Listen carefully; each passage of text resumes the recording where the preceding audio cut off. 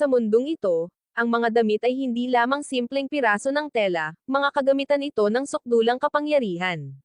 Ang Hanoji Academy ay parang isang lipunan kung saan ang iyong lakas, prestihiyo, at katayuan ay natutukoy lahat ng uniforme na iyong isinusuot. Sa simula pa lang, ipinakilala na tayo sa napakalaking akademya na ito, isang paaralan na mas mukhang isang kuta ng militar na puno ng mahigpit na disiplina at malinaw na hirarkiya. Bigla, habang sinusubukang magbigay ng leksyon ang isang guro, ang buong silid-aralan ay nagsimulang manginig ng parang baliw. Ang tunog ay tumatalbog sa mga dingding, at ang guro, nagulat at hinihingal, ay tumigil sa pagpapaliwanag. Lumingon siya, nanlalaki ang mga mata, nang sumabog ang pinto ng silid-aralan na may nakabibinging kalabog, at doon nagpakita si Gamaguri, ang kinatatakutang pinuno ng disiplina. Malaki ang lalaki at bawat hakbang ay yumayanag sa sahig, at ang kanyang boses ay malalim, matatag, at nag-uutos. Pumasok siya ng padabog, sumisigaw na siya ay nasa opisyal na gawain. Naglakad siya sa silid ng may nakakabaliw na presensya, tinatitigan ang lahat ng sunod-sunod, na parang nakikita niya ang salarin sa pamamagitan lamang ng pagtingin. Hinahanap ni Gamaguri ang isang lumalabag sa batas, isang estudyanteng inakusahan ng pagnanakaw ng mga uniforme at pagdudulot ng malaking gulo sa akademya. Biglang nataranta ang tunay na salarin. Dahil alam niyang mahuhuli siya, naghagis ang bata ng tear gas sa desperadong pagtatangkang tumakbo para makatakas dito. Tumakbo siya pababa ng hagdan, sinusubukang makalabas ng mabilis hanggat maaari. Ngunit nang marating niya ang labasan, diretso siyang nakasalubong ni Gamaguri, na hamarang sa kanya ng hindi man lang pinagpapawisan. Gamit ang malupit na puwersa, hinawakan siya ng disiplinadong head at inihagis sa kabilang panig ng silid na parang walang bigat ang bata. Nasa lupa, nasugatan na, sinubukan pa ring lumaban ng bata. Sa takot, kinuha niya ang isa sa mga ninakaw na uniforme at mabilis itong isinuot. Agad na nagningning ng husto ang uniforme. Ngayon na nakasuot ng one-star na uniforme, naramdaman ng bata ang isang pag-agos ng kapangyarihan na dumaloy sa kanya at sumugod sa isang kontra-atake. Inihagis niya ang isang buong pag-atake kay Gamaguri, ibinuhos ang lahat ng lakas na ibinigay sa kanya ng kanyang bagong aktibong uniforme, ngunit wala itong silbi. Bahagya namang natigilan ang disiplinadong head, na parang tinamaan ng mahinang simoy ng hangin. Kasama ang malamig at mapangot siyang titig, sinabi niya na ang isang one-star na uniforme ay hindi kailanman makakapantay sa lakas ng isang three-star. Walang pag-aalinlangan, sumugod si Gamaguri at nagpakawala ng isang malupit na kombinasyon, bawat isa ay mas mabigat at mas tumpak kaysa sa nauna, na nagtapos sa laban sa loob ng ilang segundo. Ang estudyante ay natamba sa kabilang panig ng silid, napahiya at tuluyang natalo. Pagkatapos, si Gamaguri ay nakatayo ng matangkad sa sirang silid-aralan, nakaharap sa mga takot na estudyante na halos hindi makahinga dahil sa labis na pagpapakita ng kapangyarihan. Sa isang malakas at mapag-utos na boses, inanunsyo niya na ang sinumang manggahas na lumabag sa mga patakaran ng akademya ay makakaranas ng parehong kapalaran. Habang nananaig ang katahimikan sa silid, isang maringal na presensya ang nagpakita sa tuktok ng akademya. Si Kiryon, ang pangulo ng konseho ng mga estudyante, ay nanunood sa eksena ng may matatag at hindi natitinag na tingin. Ang kanyang presensya lamang ay nangangailangan ng lubos na paggalang. At ang mga estudyante, na puno ng takot at pagkamangha, ay agad na yumuko sa harap niya, kinikilala ang kanyang walang kapantay na awtoridad. Ang kanyang aura ay ganap na nangingibabaw sa lugar, na ginagawang malinaw na sa Hanoji Academy, si Kiryon ang nagdidikta at namamahala sa lahat. Malayo sa akademya, lumulubog ang araw sa isang maliit at simpleng nayon sa paanan ng bundok kung saan nakatayo ang napakalaking paaralan. Sa simpleng eksenang ito unang magpakita si Ryuka. Ang kanyang buhok ay magulo dahil sa hangin, ang kanyang mga matang matalas at determinado, at isang punit na pulang jacket na nakasabit sa kanyang mga balikat. Mag-isa siyang naglalakad sa isang kalsadang lupa, dala ang kalahati ng isang higanteng gunting sa kanyang likod, ang kanyang mahiwagang sandata. Huminto siya sa isang maliit na tindahan ng prutas, kumuha ng ilang barya mula sa kanyang bulsa, at bumili ng lemon. Ngunit bago pa man siya makagat, isang bata ang tumakbo, nabangga siya, at inagaw ang lemon, inakala niyang pitaka iyon, saka tumakbo sa makipot na eskinita. Sandaling naguluhan si Ryuka, habang pinapanood ang batang lalaki na naglalaho sa pagitan ng mga bahay. Pagkatapos, isang maliit na ngisi ang nabuo sa kanyang mga labi. Sinundan niya ito, kalmado at may kumpiyansa na walang pagmamadali.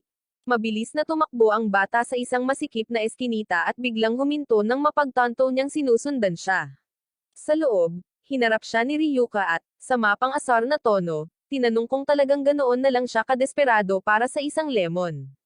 Galit na galit, tinawag ng bata ang kanyang mga kaibigan, at dinagtagal ay isang maliit na grupo ang nagpakita. Lahat ay may hawak na mga pansamantalang armas, mga piraso ng kahoy, mga tubo na bakal, maging ang mga kinakalawang na tirador. Sinubukan nilang magmukhang nakakatakot, pinalibutan si Ryuka ng mga sigaw at pangungutya. Ngunit nang sumugod sila sa kanya, si Ryuka ay tumugon ng napakabilis. Sa ilang mabilis na galaw, binawian niya ng armas at pinatumba ang bawat isa sa kanila, na nagpapakita ng lakas at liksi na higit pa sa sinumang normal na tao. Sa loob ng ilang segundo, ang mga batang lalaki ay nakahiga sa lupa, umuungal sa sakit at ganap na napahirapan. Nang mapagtanto nilang wala na silang pagkakataon, yumuko sila sa kanya, nataranta, at humingi ng tawad. Nang tumalikod na siya para umalis, nabigla si Ryuko sa isang hindi inaasahang tanawin. Ang nakatatandang kapatid na babae ng isa sa mga lalaki ay biglang pumasok, galit na galit, at binigyan siya ng wastong leksyon. Pinagalitan niya ito ng mariin, hiniling na itigil na niya ang pagnanakaw sa mga tao at simulan ng respetuhin ang iba. Sandali na tumigil si Ryuka, tahimik na nanunood. Nagulat siya sa eksena. Ang parehong batang kanina lang ay mayabang at matapang ay ngayon ay nanginginig, tinatanggap ang isang seryosong pagsaway mula sa kanyang kapatid na babae, na nagsalita ng may awtoridad at tunay na pagmamalasakit. Sa isang iglap, pinag-isipan ni Ryuka ang kanyang nakita bago nagpatuloy sa kanyang paglalakbay. Sa pagpapatuloy ng kanyang paglalakbay, tumungo si Ryuka sa napakalaking Hanoji Academy, ang paaralang kanyang nilipatan. Ngunit bago pa man siya makapasok, isang nakakagulat na tanawin ang kanyang nasaksihan, ang nakasabit na katawan ng estudyanteng humarap kay Gamaguri kanina. Malinaw at malupit ang mensahe, ito ang kapalaran ng sinumang manggahas na sumuway sa awtoridad ng akademya. Kalaunan, sa loob ng gusali, inakay si Ryuko sa kanyang silid-aralan at naupo sa tabi ni Shoka, ang nakatatandang kapatid na babae ng batang nagtangkang magnakaw ng kanyang lemon. Nagsimulang mag-usap ang dalawa sa mga pasilyo, at si Shoka, na laging madaldal at masayahin, ay sinubukang pakalmeyan siya.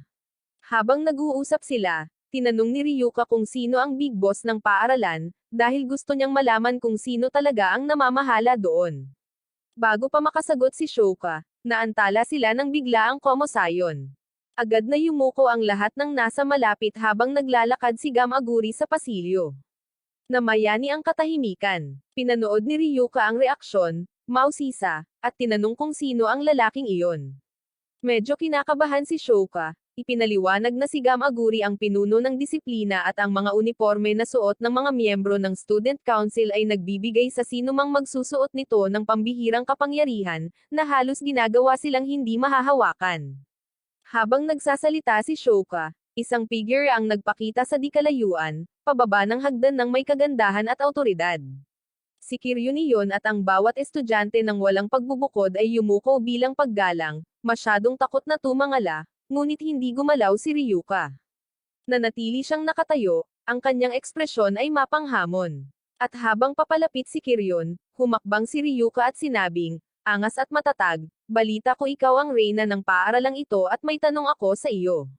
Agad na inatake ng mga gwardya si Ryuka, na galit sa katapangan ng bagong dating. Sumigaw sila, tinatanong kung paano niya nagawang magsalita sa presidente ng konseho ng mga estudyante ng ganoon. Mabilis na umiwas si Ryuka sa kanilang mga atake at gumanti ng matatag. Pagkatapos ay itinaas niya ang higanteng kalahating gunting na dala niya at itinutok ito kay Kiryon, hinamon ito ng walang pag-aalinlangan. Ang mga estudyante, na nagulat sa katapangan ng babae, ay tahimik na nanood. Marami ang nagbulungan, mausisa tungkol sa kakaibang sandata na hawak niya, isang napakalaki at kakaibang hugis na talim na kumikinang ng husto. Napansin ni Ryuka ang atensyon ng lahat, at malakas na ipinahayag na hinahanap niya ang kalahati ng gunting, ang susi sa pagtuklas ng katotohanan sa likod ng isang bagay na mas malaki. Samantala, si Kiryun ay hindi nagpakita ng pagkagulat or takot. Ang kanyang mapagmataas na tingin at malamig na ekspresyon ay nagpapahiwatig na maaaring kilala niya ang talim na ito, or baka mayroon pa nga ang kalahati. Dahil sa ugali ng Pangulo, sumugod si Ryuko sa kanya, sinusubukang umatake. Ngunit bago pa niya ito maabot, pumasok si Takiharu, kapitan ng boxing club at tapat na nasasakupan ni Kiryun. Hinarang niya ang kanyang atake ng may kumpiyansa at awtoridad, na idineklara na walang sino man ang maaaring humawak sa Pangulo habang nariyan ito. Sinubukan ni Ryuka na labanan siya, ngunit mabilis niyang napagtanto ang tindi ng mga suntok ni Takiharu. Nagtaka siya kung saan nanggagaling ang lahat ng lakas na iyon at nalaman niyang nakasuot ito ng uniforme na sadyang ginawa para sa mga boksingero, isang suit na lubhang nagpapalakas ng bilis, tibay, at pisikal na lakas. Kahit alam niyang nasa kawalan siya, tumanggi si Ryuka na umatras at lumaban gamit ang lahat ng mayroon siya. Gayunpaman, ang laban ay nagtapos sa kapahamakan. Malupit siyang tinalo ni Takiharu, at inihagis siya sa lupa. Pagod at nasugatan, sinubukan ni Ryuka na bumangon, ngunit napahiya siya sa harap ng lahat. Lumapit si Kiryun, nakatingin sa kanya ng may nakahihigit na tingin, at si Ryuka, na naghahabol ng hininga, ay nagtanong kung mayroon ba siyang alam tungkol sa gunting. Tila nakilala ng Pangulo ang talam mula sa kung saan. Bago pa makasagot si Kiryun, sumugod si Takiharu, pinutol siya, at sinabing hindi man lang karapat-dapat magsalita si Ryuka kay Miss Kiryun. Nang makita ang mga gwardya na papalapit na para kunin ang kanyang sandata, mabilis na umatras at tumakas si Ryuka, na nag-iwan ng kaguluhan sa eksena. Si Kiryun, na halatang naiinis sa pagkabigo ni Takiharu, ay nagpakita ng kanyang pagkadismaya. Pinagalitan niya ito ng mariin dahil sa pagpapatakas kay Ryuka, at higit sa lahat, dahil sa hindi pagkuha ng talam. Di nagtagal, naglunsad ang Akademya ng Investigasyon sa pagkakakilanlan ng misteryosong babae at kung bakit ito naroon. Sa isang pagpupulong, isiniwalat ni Kiryun na ang gunting ni Ryuka ay isang sandata na may kakayahang putulin at sirain ang mga uniforme, isang bagay na itinuturing na imposible. Gayun din, nang marinig niya ang pangalang Ryuka, malinaw niyang nakilala ang isang luma at mahalagang koneksyon. Pagkatapos ay nabunyag na si Ryuka ay nasa isang misyon ng paghihiganti. Ang kanyang ama ay malupit na pinaslang, at naniniwala siya na ang susi sa paghahanap sa kanyang pumaslang ay nasa kabilang kalahati ng gunting. Nabibigatan sa pagkainis mula sa pagkabigo at nabibigatan ng mga alaala ng kanyang ama, si Ryuka ay patuloy na naglalakad ng mag-isa, iniisip ang kanyang susunod na gagawin. Bigla, ang lupa sa ilalim ng kanyang mga paa ay gumalaw at, nang walang babala, ay bumukas ng tuluyan. Dahil sa hindi inaasahang pangyayari, nawalan ng balanse si Ryuka at tuluyang bumagsak, nilamon ng dilim ng isang hindi kilalang lugar.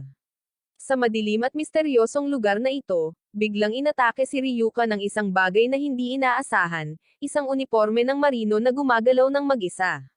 Ang piyesa, buhay at nagsasalita, ay agresibong lumapit sa kanya, hinihiling na isuot niya ito agad at pakainin ng dugo. Matigas ang boses nito, halos nag-uutos, at tila determinado ang uniforme na sundin siya habang pilit nitong inaalis ang damit ni Ryuka. Nataranta siya, nagpupumiglas at sumisigaw, nalilito nang makitang nakaharap niya ang isang nagsasalitang uniforme. Dahil sa takot, sumigaw siya, nagtanong kung paano ito nangyari. Ngunit hindi pinansin ng uniforme ang kanyang mga tanong at mas lalong nagpumilit. Dahil hindi na nakapagpigil ng matagal, sumuko si Ryuka at isinuot ito. Agad, isang pag-agos ng kapangyarihan ang damaloy sa kanyang katawan, at ang uniforme ay nagliwanag ng husto. Agad ang pagbabago at pakiramdam ni Ryuka ay biglang lumakas ang kanyang lakas, na parang nabuhay muli ang bawat hibla ng kanyang pagkatao. Samantala, pabalik sa Hanoji Academy, nagpa siya si Kiryun at ang kanyang mga nasasakupan na kumilos upang hulihin siya. Determinadong akitin siya palabas, banihag nila ang kanyang kaibigang si Shoka.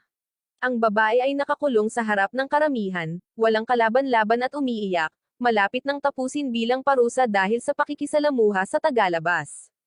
Ngunit bago pa may sagawa ang parusa, isang figure na may hood ang nagpakita sa mga manunood. Nakabalot sa punit-punit na tela mula ulo hanggang paa, sumugod si Ryuka ng may determinasyon at tumalon upang iligtas si Shoka, na pinatumba ang mga gwardya sa isang mabilis na galaw. Nagulat ang karamihan, nakilala ang nanghihimasok mula sa huling labanan. Nang makita ang pagkakataong mabawi ang kanyang karangalan, sumugod si Tokiharu, determinadong tuluyan na siyang pabagsakin. Kumbinsido na mahina pa rin si Ryuka, nagpakawala siya ng isang mapaminsalang sunod-sunod na suntok, na tinamaan ang tel ang nakatakip sa kanya. Ngunit sa kanyang pagkabigla, ang mga pag-atake ay pam-unit lamang sa tela, na nagpapakita ng bagong uniforme ni Ryuka. Nalaglag ang panga ng lahat, nakatayo sa harap nila ang isang ganap na kakaibang kasuotan, isang madilim, matapang, at kapansin-pansing uniforme. Ang hitsura nito ay kabaligtaran ng isang metalikong liwanag na nagliliyab na kapangyarihan. Ang kasuotan ay sobrang nakakaakit ng mata, halos sexy, na nag-iiwan sa lahat ng natigilan at pansamantalang nag-ambala si Tokiharu. Gayunpaman, sinubukan niyang ibalik ang kanyang focus at nagpas siyang gamitin ang kanyang ultimate weapon, isang special impact glove na kayang durugan ang semento sa isang suntok lamang. Kasabay ng isang galit na sigaw, inihagis niya ang kanyang huling atake, tinutukan si Ryuka ng buong lakas. Ngunit sa halip na durugan siya, ang guwantes ay nabasag sa uniforme, na hindi nagdulot ng anumang pinsala. Katahimikan ang bomb-alot sa arena. Nanood ang lahat, namangha sa lakas na ibinibigay sa kanya ng uniforme ni Ryuka. Pagkatapos ay inihagis niya ang sarili kay Tokiharu at, nang may tumpak na kasanayan, ginamit ang kanyang kalahating gunting upang tuluyan itong matamba. Gulat na nanood ang mga tao habang si Ryuka, na ngayon ay suot ang kanyang misteryosong bagong uniforme, ay nagtatanggol laban sa Hanoji Academy. Pagkatapos ng labanan, hinihingal pa rin at puno ng mga sugat, isiniwalat ni Ryuka ang katotohanan sa likod ng kanyang makapangyarihang talim ng gunting. Ipinaliwanag niya na ginamit ito ng orihinal na may-ari ng sandata upang tapusin ang kanyang ama, at nang tumakas ito, kalahati lamang ang naiwan nito. Ang nawalang kalahati na iyon ang naging pinakamahalagang palatandaan niya, ang tanging lead na makapaghahatid sa kanya sa taong responsable. Dahil sa galit at determinasyon, itinaas ni Ryuka ang gunting sa harap ng lahat at humingi ng mga sagot kay Kiryon tungkol sa pumaslang sa kanyang ama. Si Kiryon, kalmado gaya ng dati, ay pinag-aralan ang babae ng ilang segundo bago nagsalita.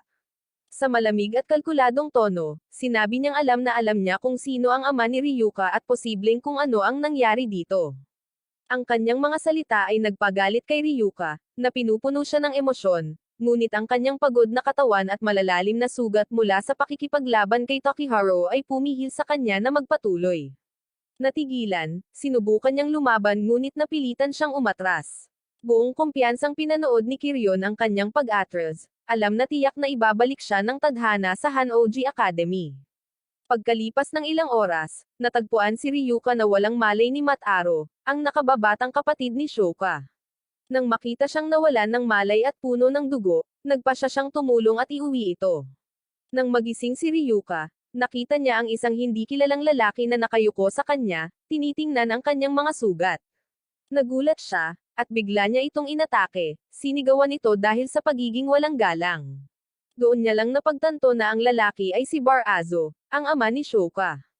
Si Barazo ay isang medyo kainahinalang doktor na nagtatrabaho ng pabigla-bigla, gamit ang mga lumang kagamitan at ilang kakaibang pamamaraan, na may magulo at walang inaalala na pakiramdam. Inamin niyang ginamo niya si Ryuka habang ito ay walang malay. Sa kabila ng pagiging lubos na kakaiba at pagmamalaking sinasabing malamang na mas marami siyang napaslang na pasyente kaysa sa nailigtas niya, napagtanto ni Ryuka na utang na loob niya sa kanya ang kanyang buhay at nagpasalamat dito. Mula noon, tinanggap siya ng mapagkumbabang pamilyang Manoko. Sa mga sumunod na araw, nagsimulang gumaling si Ryuka at masanay sa magulong ngunit simpleng gawain ng pamilya ni Shoka. Nagulat siya sa pagkakaiba ng kahirapan sa bahay at ng kaligayahang ipinararating ng lahat.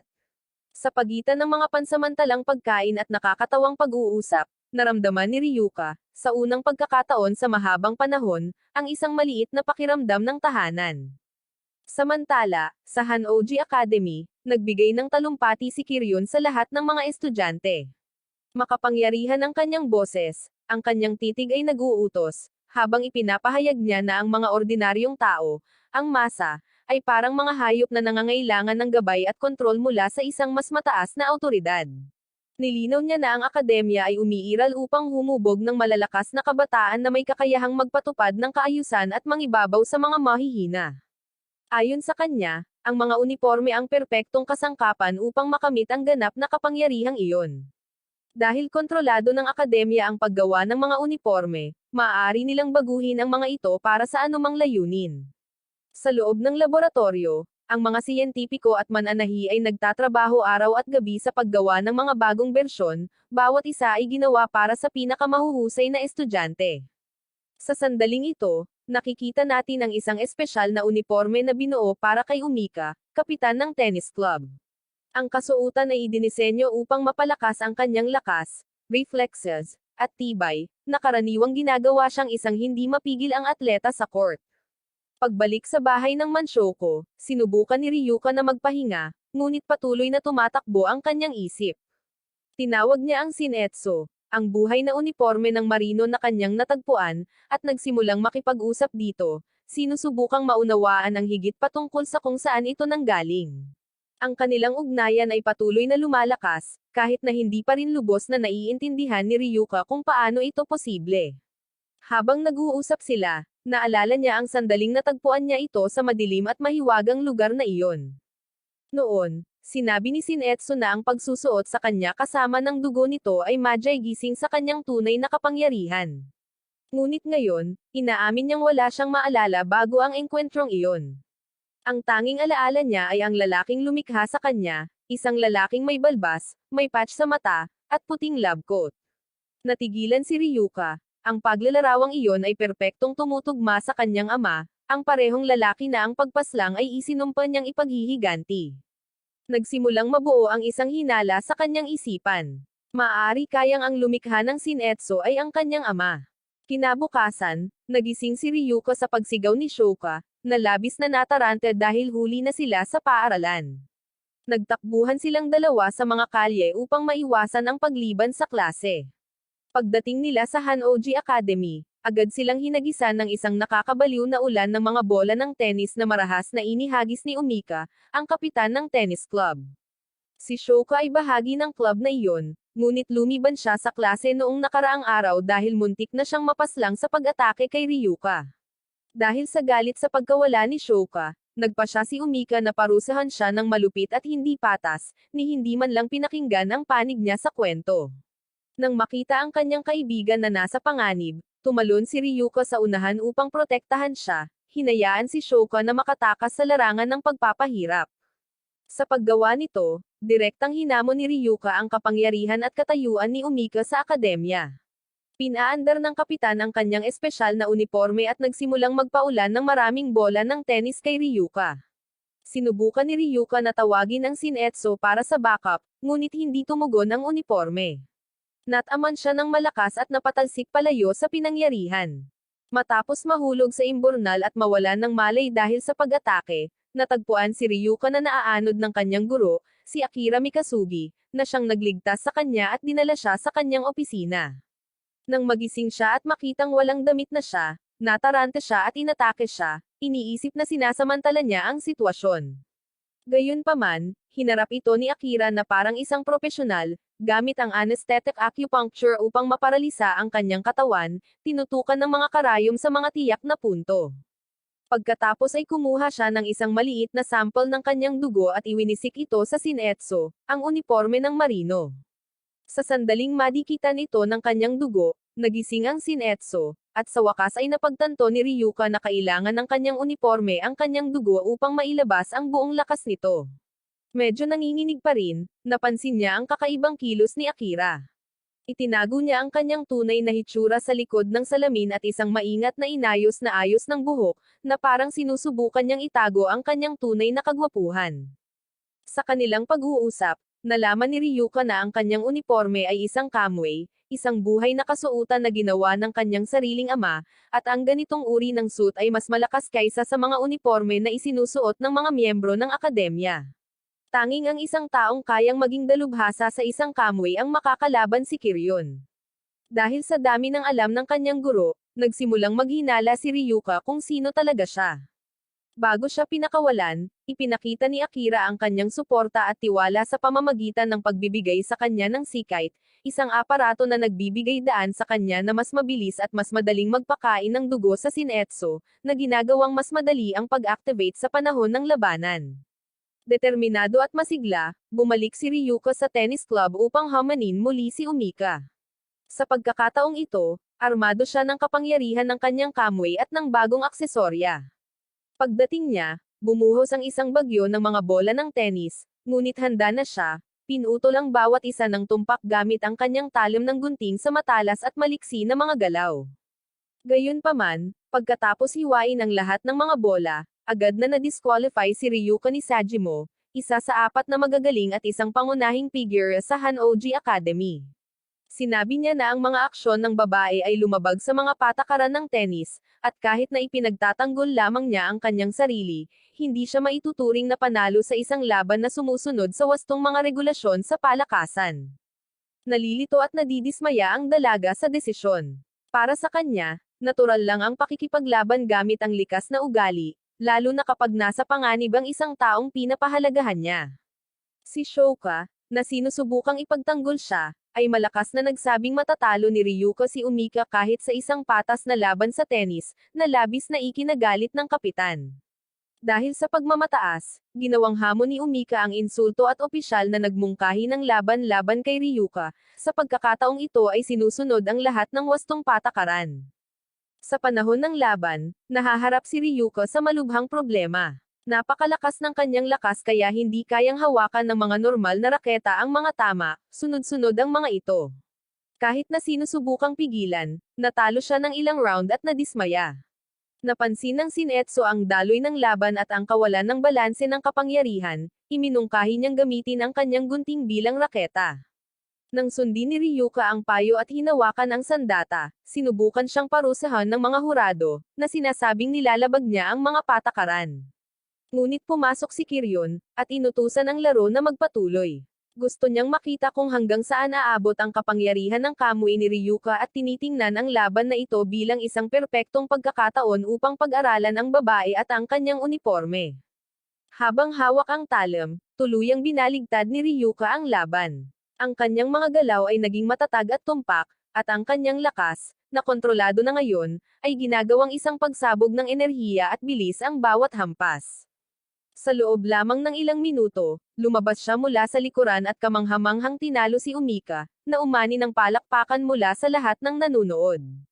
Pagkatapos ng panalo, tumingin ng diretso si Ryuka kay Kiryon at tinanong muli siya tungkol sa kanyang talim ng gunting at sa pumaslang sa kanyang ama.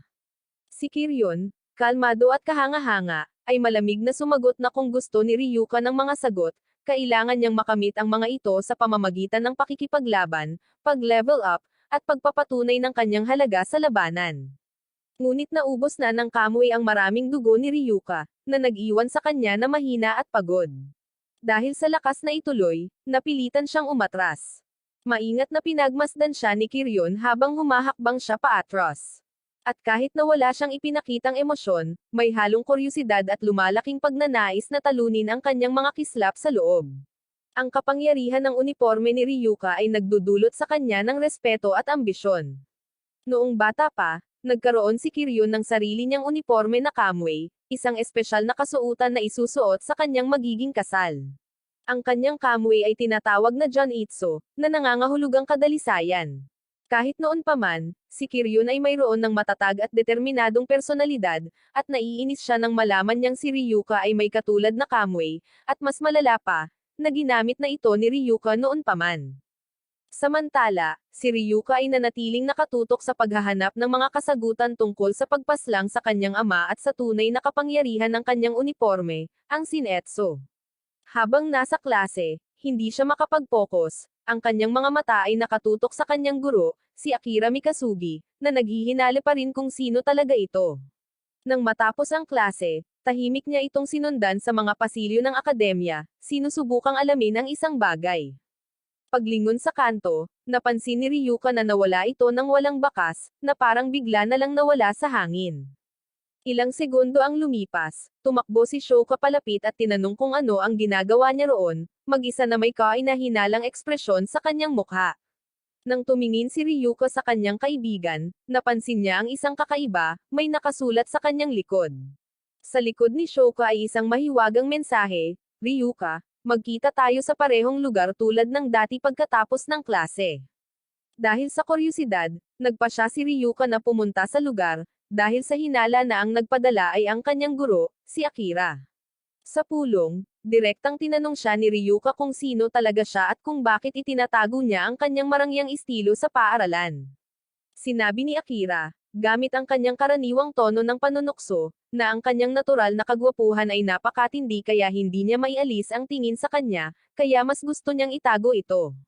Si Ryuka, nasawang-sawa na sa mga biro, ay hiniling na tumigil siya sa pangungulit at magbigay ng seryosong mga sagot. Pagkatapos ay naging seryoso si Akira. Ipinaliwanag niya na ang mga uniforme sa Hanoji Academy ay hindi lamang mga ordinaryong damit. Naglalaman ang mga ito ng tinatawag na mga hibla ng buhay, ang tunay na sikreto sa likod ng napakalakas na uniforme.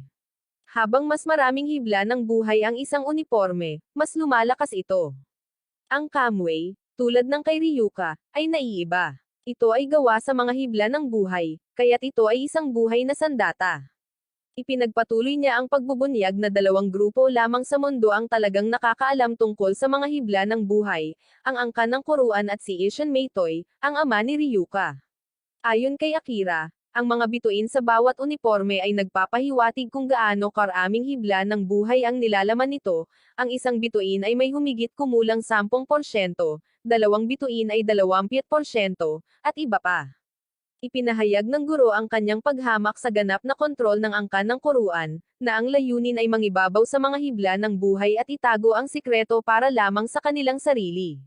Idinagdag niya na ang isang posibleng dahilan kung bakit pinaslang si Isshin Meitoy ay dahil mismo sa pagtatangka ng angkan na kunin ang mga kamway para sa kanilang sarili, at burahin ang anumang ebidensya ng paglikha nito.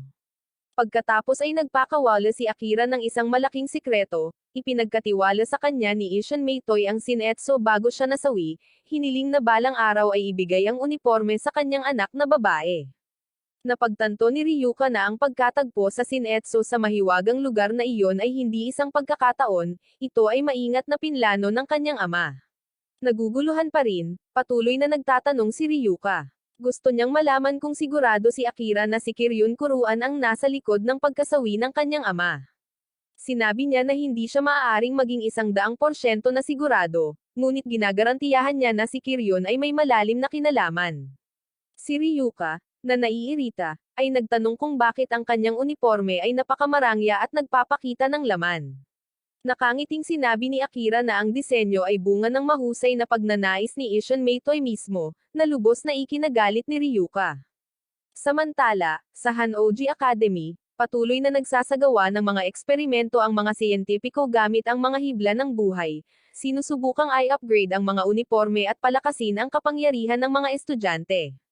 Ngunit habang sinusubukan, naabot nila ang isang mapanganib na limitasyon.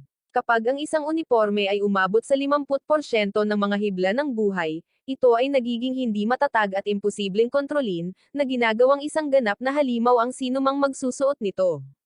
Ipinapakita lamang nito kung gaano kabaliw ang mga hibla ng buhay, na may kakayahang magbigay ng lakas na lampas sa limitasyon ng tao. Ngunit hindi lahat ay kayang hawakan or sipsipin ang kapangyarihang iyon. Tanging ang mga pinakadeterminado, or ang pinakabaliw, ang makakaligtas sa ganitong uri ng enerhiya. Samantala, pinapanood ni Kiryun Kuruan ang pag-usad ni Ryuka mula sa malayo. Naiinis na may ibang nagising at gumamit ng kamway sa harap niya, pakiramdam niya ay oras na niya para angkinan ang inaakala niyang karapatan niya. Buong kumpiyansang naglakad sa harap ng kanyang mga nasasakupan, tumungo siya sa isang selyadong silid sa loob ng akademya kung saan ang sagradong uniforme na Junkitsu ay itinatago ng maraming taon na parang isang ipinagbabawal na relikya. Sinubukan siyang pigilan ng kanyang mga opisyal, nagbabala tungkol sa panganib ng pagsusuot ng isang bagay na kinatatakutan kahit ng mga siyentipiko. Ngunit hindi nag-atubili si Kiryun. Sinugatan niya ang sarili niyang daliri at nagpatulo ng isang patak ng dugo sa natutulog na uniforme. Agad na nabuhay ang Junkitsu na may nakasisilaw na kislap, na nagpadala ng mga alon ng enerhiya na yumanig sa lupa. Sinubukan ng uniforme na kontrolin siya na parang isang mabangis na hayop, ngunit iginiit ni Kiryon ang kanyang kalooban at pinaamo ito. Sa loob ng ilang segundo, ipinakita niya ang ganap na kontrol, suot ang kamwe ng may awtoridad at pangangibabaw. Samantala, sa bahay ni Shouka, casual na tinanong si Ryuka kung gusto niya ang pagsusuot ng marangyang uniforme na iyon. Namumula, inamin niyang ayaw niya. Sinusuot niya lang ito dahil wala siyang ibang pagpipilian. Ito lang ang paraan para lumaban. Kalaunan, habang naghahanda para matulog, sinubukan ni Mataro at ng ilang kaibigan na manektik sa kanya sa bintana. Galit na galit si Ryuka. Agad na gumanti, pinahirapan ang mga batang mausisa, at itinali sila gamit ang lubad, na nilinaw na walang manggugulo sa kanya at makalusot. Kinabukasan, nagising si Ryuka na may kakaibang pakiramdam na parang may malaking mangyayari. Tama ang kutob niya nang, sa harap ng buong akademya, nagpakita si Kiryon na suot ang Junketsu Kamwe. Natahimik ang mga tao sa gulat. Ang liwanag na sumasalamin sa kumikinang na uniforme ay nagpapamukha kay Kiryon na isang diyosa or isang malupit na naglalabas ng purong awtoridad. Hindi tulad ni Ryuka, suot niya ang kamwe ng may buong pagmamalaki, walang kahihiyan, walang pag-aalinlangan. Ang kanyang maharlikang tindig at mapagmataas na tingin ay nangangailangan ng lubos na respeto. Hindi maiiwasan ang paghaharap sa pagitan nila. Si Ryuka, na mabilis ang tibok ng puso at kumukulong galit, ay sumugod ng walang takot, hinihingi ang mga sagot tungkol sa pagpaslang sa kanyang ama. Sumabog ang labanan ng may intensidad. Nagsalpukan ang mga atake at ang mga uniforme ay umugang ng may buhay na enerhiya. Sa una, lubos na nang ibabaw si Kiryon, ipinakita ang mapang wasak na kapangyarihan ng Junketsu at ginawang malinaw ang pagkakaiba sa pagitan nila. Ngunit sa bingit ng pagkatalo, narinig ni Ryuka ang nasa sabik na boses ni Shouka mula sa bleacher, na sumisigaw sa kanya na huwag mahiya at lumaban gamit ang lahat ng kanyang makakaya. Sinabi niya na upang tunay na maging dalubhasa sa kamwe, kailangan itong tanggapin ng buo ni Ryuka, lumaban ng may perpektong pagkakasabay dito. Ang mga simple at taos-pusong salitang iyon ay nagpasiklab ng isang bagay sa loob ni Ryuka. Sa wakas ay napagtanto niya na ang Shinetsu ay hindi lamang isang sandata, ito ay isang katuwang. Nang tanggapin niya ang ugnayan na iyon, tumigil si Ryuka sa paglaban sa uniforme at lubusang sumuko. Agad na nagising ang kapangyarihan ng Shinetsu, na naglabas ng isang bagong puwersa mula sa kanya. Nag-vibrate ang hangin, lumawak ang mga pulang apoy ng enerhiya, at ang laban, na dating hindi pantay, ay biglang naging balanse. Dalawang magkasalungat na puwersa, sina Junketsu at Shinetsu, ay nagbanggaan ng may mapaminsalang intensidad, na nagmamarka sa simula ng isang maalamat na tunggalian. Mariing idineklara ni Gamaguri na ang pagpasok ni Ryuka sa paaralan ng nakapijama ay isang matinding insulto sa disiplina ng Hanoji Academy. Ngunit agad na sumabad si Shouka, malakas na ipinagtanggol siya, sinasabing normal lang na magsuot ng pijama at tinutokso pa si Gamaguri, tinanong kung natutulog ba siya ng nakauniforme. Walang pag-aalinlangan, sumagot si Gamaguri na natutulog siyang walang suot. Nagulat at natuwa si Shouka, at nagbiro na sisipunan siya kung ipagpapatuloy niya ang nakagawiyang iyon. Sa huli, hinayaan ni Gamaguri ang pijama ni Ryuka, at nagpatuloy ang grupo upang harapin ang mga hamon ng araw. Habang nasa daan, sinimulang pagdudahan ni Gamaguri ang kakayahan ni Ryuka, at kinukwestiyon kung kaya ba talaga niyang malampasan ang lahat ng balakid nang wala ang kanyang uniforme. Gayunpaman, nagpakita si Ryuka ng buong kumpiyansa. Naikuyom niya ang kanyang kamao, tumitig sa daan sa unahan, at hindi nag-atubili kahit isang segundo. Nagsimula na ang hamon. Sina Ryuka at Shouka ay nagsimula sa isang desperadong karera laban sa oras, determinadong makarating sa paaralan bago tumunog ang huling kampana. Sa simula pa lang, karamihan sa iba pang mga estudyante ay nahuhulog sa mga unang nakakasawi na patibong na nakakalat sa daan. Ngunit nagawa ni Ryuka na malampasan ang mga panganib ng may katumpakan, pinutol ang landas gamit ang kanyang espada at tinulungan si Shouka na makasabay. Pagtingala, nakita nila si Gamaguri na walang kahirap-hirap na tumatakbo patungo sa akademya sakay ng isang pribadong cable car. Mula sa itaas, ngumiti siya ng may kahusayan, nanunukso, magkita tayo sa paaralan. Sa gitna ng magulong landas, nakasalubong nila si Aguri, isang tila sugatang babae na humihingi ng tulong upang makarating sa paaralan. Dahil sa awa, Nagpasya sina Ryuka at Shouka na makipagtulungan sa kanya, na humarap sa mapanganib na ruta ng magkasama. Magkatabi ang tatlo, umiiwas sa mga kalye ng minahan, mga tatakbong sasakyan, at marahas na pag-atake mula sa mga armadong miyembro ng sports club. Sa panahon ng karera, nagreklamo si Ryuka, naiinis, na kung suot niya ang kanyang uniforme ng Senador Etso, malamang ay nalampasan na niya ang lahat ng mga balakid na ito ngayon. Samantala, ang pamilyang Mansuko, na kasing clumsy at magulo ng dati, ay ginawa ang lahat para lang maligo at maihatid ang Shin-Etsu pabalik kay Ryuka. Ang kanyang ama, si Bar-Azo, ay itinali ang uniforme sa kotse at mabilis na pinatakbo ang mga lansangan ng lungsod, desperadong sinusubukang maabutan sila bago tumunog ang kampana ng paaralan. Sa wakas, natunto nila si Ryuka, na nakakapit mula sa isa sa mga pinakamalalang balakid sa kurso. Sa isang nakakakabang sandali, aksidenteng nadulas at nahulog ang kanyang kaibigang si Shouka, ngunit sa proseso ay nahila niya pababa ang pijama ni Ryuka, na tumambad sa kanya ng lubusan sa harap ng lahat. Si Bar-Azo, na nagmamaneho ng kotse ng napakabilis, at si Mat-Aro, na nakita ang panloob ni Ryuka, ay tuluyang nag-ambala at nawalan ng kontrol sa sasakyan. Malakas na bumangga ang kotse, na nagpatira pa sa tatay ni Shouka sa kalsada, natulala at nasaktan. Ipinasa ni Bar-Azo ang responsibilidad sa paghahatid ng uniforme kay Ryuka sa kanyang anak, na agad na sumakay sa kanyang bisikleta at mabilis na umalis, kasunod ang kanilang tapat na aso. Samantala, sina Ryuka, Shouka, at Aguri ay patuloy na tinatahak ang malaimpyernong kurso na puno ng mga patibong at balakid. Sa gitna ng kaguluhan, nakakita si Shouka ng mga piraso ng keso na nakakalat sa lupa. Walang pag-aalinlangan, sinundan niya ang daan na parang isang palatandaan ng pagkain, ngunit isa lamang itong patibong. Isang pay ang inihagis diretso sa kanila, na tumama sa mukha ni Ryuka. Kahit pagod at walang kapangyarihan ng Senador Katso, ipinakita ni Ryuka ang kanyang lakas at tapang, iniligtas ang kanyang mga kaibigan ng maraming beses at hinarap ang bawat hamon. Malinaw kung gaano siya kalakas kaysa sa iba, kahit wala ang kanyang uniforme. Di nagtagal, naabutan din siya ni Mat-Aro. Lumapit siya dala ang uniforme, handang ibigay ito sa kanyang kapatid. Ngunit nang malapit na niya itong ibigay, naulit ang kasaysayan. Nadulas muli si Shouka at aksidenteng nahila pababa ang pijama ni Ryuka, na muling tumambad sa kanya. Dahil sa gulat, nawala ng balanse si Mat-Aro, nahulog sa kanyang bisikleta, at naaksidente na halos kapareho ng sa kanyang ama. Dahil sa pinsala at pagkadapa sa lupa, ipinasa niya ang misyon sa huling miyembro ng pamilya, ang aso. Hinawakan ng aso ang Shin-Etsu gamit ang kanyang mga ngipin at tumakbo palayo sa mga babae ng mabilis hanggat maaari. Mahaba at mapanganib pa rin ang ruta. Dahil naubusan na ng oras, napagtanto ni Ryuka at ng iba pa na walang paraan para makarating sa akademya sa tamang oras sa pamamagitan ng karaniwang ruta. Doon nakaisip si Aguri ng isang matapang na ideya, ay hijack ang isang armored bus para makaiwas sa mga kurbada.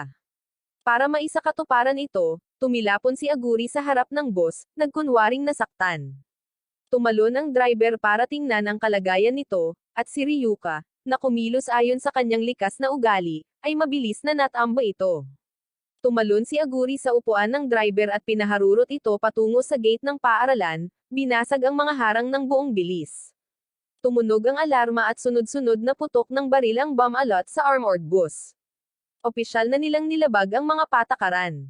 Determinadong lumaban, kumuha si Shouka ng machine gun sa loob ng sasakyan at nagsimulang magpaputok, tumawa at sumigaw habang nagkakagulo sa paligid. Bigla, isang missile ang tumama sa bus ng diretso, dahilan para lumipad ito sa ere. Tumilapon ang tatlo patungo sa labas ng Hanoji Academy. Nababalot ng alikabok at naghahabol ng hininga, napagtanto nilang 15 minuto na lang ang natitira bago magsimula ang klase. May mga pasa, sugat, at pagod, nagdiwang ang tatlo sa gitna ng mga labi, kumbinsido na kahit papaano, kahit na ano paman, ay nakarating sila sa tamang oras. Ngunit doon nangyari ang pagtataksil. Sa wakas ay narating ni Guts, ang maliit at matapang na aso, si Ryuka, dala-dala ang Shin-Etsu, determinadong tapusin ang kanyang misyon. Gayunpaman, bago pa niya ito maihatid, naharang siya ni Aguri, na walang awang sinaktan siya at pinunit ang kamuy mula sa kanyang mga panga, na nagpakita ng tunay na mukha nito. Ipinakita ni Aguri na isa lamang itong masalimuot na bitag. Siya nga ang pinuno ng dibisyon ng bitag ng Hanoji Academy, na responsable sa pagdisenyo ng buong nakakasawi na kurso. Ang plano niya mula pa sa simula ay gamitin sina Ryuka at Shouka bilang pain upang mabawi ang Shinetsu at, gamit ang kapangyarihan ng mga Kamui, talunin si Kiryun at palitan ang kanyang pwesto bilang kataas-taasang pinuno. Gamit ang isang malamig at may kumpiyansang ngiti, isinuot ni Aguri ang Shinetsu at sinubukang gamitin ang kapangyarihan ng uniforme. Sa una, tumugon ang Kamui, bilang tugon sa kanyang kawalang hiyaan at matinding pagnanais na lumaban. Ngunit nang tangkain niyang atakihin si Ryuka, biglang nagsara ang uniforme, ayaw sumunod. Nagulat, pinilit ni Aguri na gamitin ang kapangyarihan ng Shinetsu, ngunit walang nangyari. Sa sandaling iyon, sumugod si Ryuka sa kanya, galit na galit. Sa isang mabilis na galaw, binawi niya ang Senador Etso at isinuot itong muli, sinusubukang baliktarin ang sitwasyon. Isang nakatagong mekanismo ang gumana, marahas na inihagis sina Ryuka at Shouka pabalik sa simula ng kurso.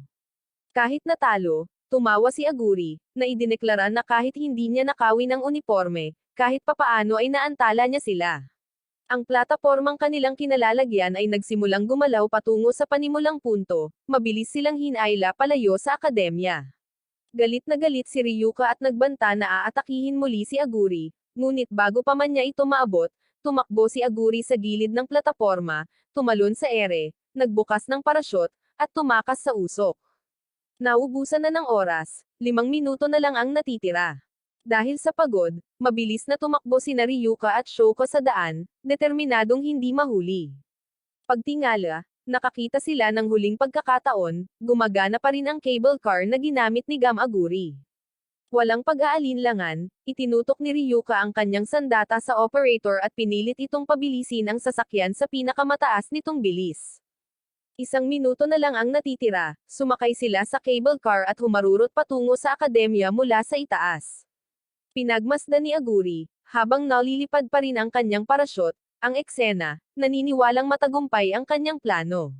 Ngunit panandalian lamang ang kanyang ginhawa. Paglipad niya, nagpakita si Aguri sa harap niya, hinaranggan ang kanyang daan ng may seryosong tingin. Tinitigan niya ito at, gamit ang isang kahangahangang boses, kinwestiyon ang kalokohan ng kanyang plano. Ang pagtatangkang ipagkanulo si Miss Kiryun ay lampas sa kanyang kakayahan at posisyon. Nawalan ng pag-asa ang ekspresyon ni Aguri sa harap ng pinuno ng disiplina. Nang mapagtanto niyang tuluyan na ang kanyang pagkatalo, inamin niya na wala na ang kanyang kredibilidad. Hindi siya kailanman tatanggapin muli ng akademya or ni Aguri. Samantala, dumating sina Ryuka at Shouka ng matagumpay, or sa halip ay padabog. Bumagsak ang cable car sa bintana ng silid-aralan, na nagpabagsak sa lahat sa mga dingding. Ang guro, na lubos na nalilito, ay sumigaw ng pangalan ni Ryuka. Nang hindi nawawalan ng hininga, sumagot siya ng may panunuya, "Present ma'am." Isang bagong karakter ang ipinakilala, si Kinugasi, isang misteryosong unipormeng assassin.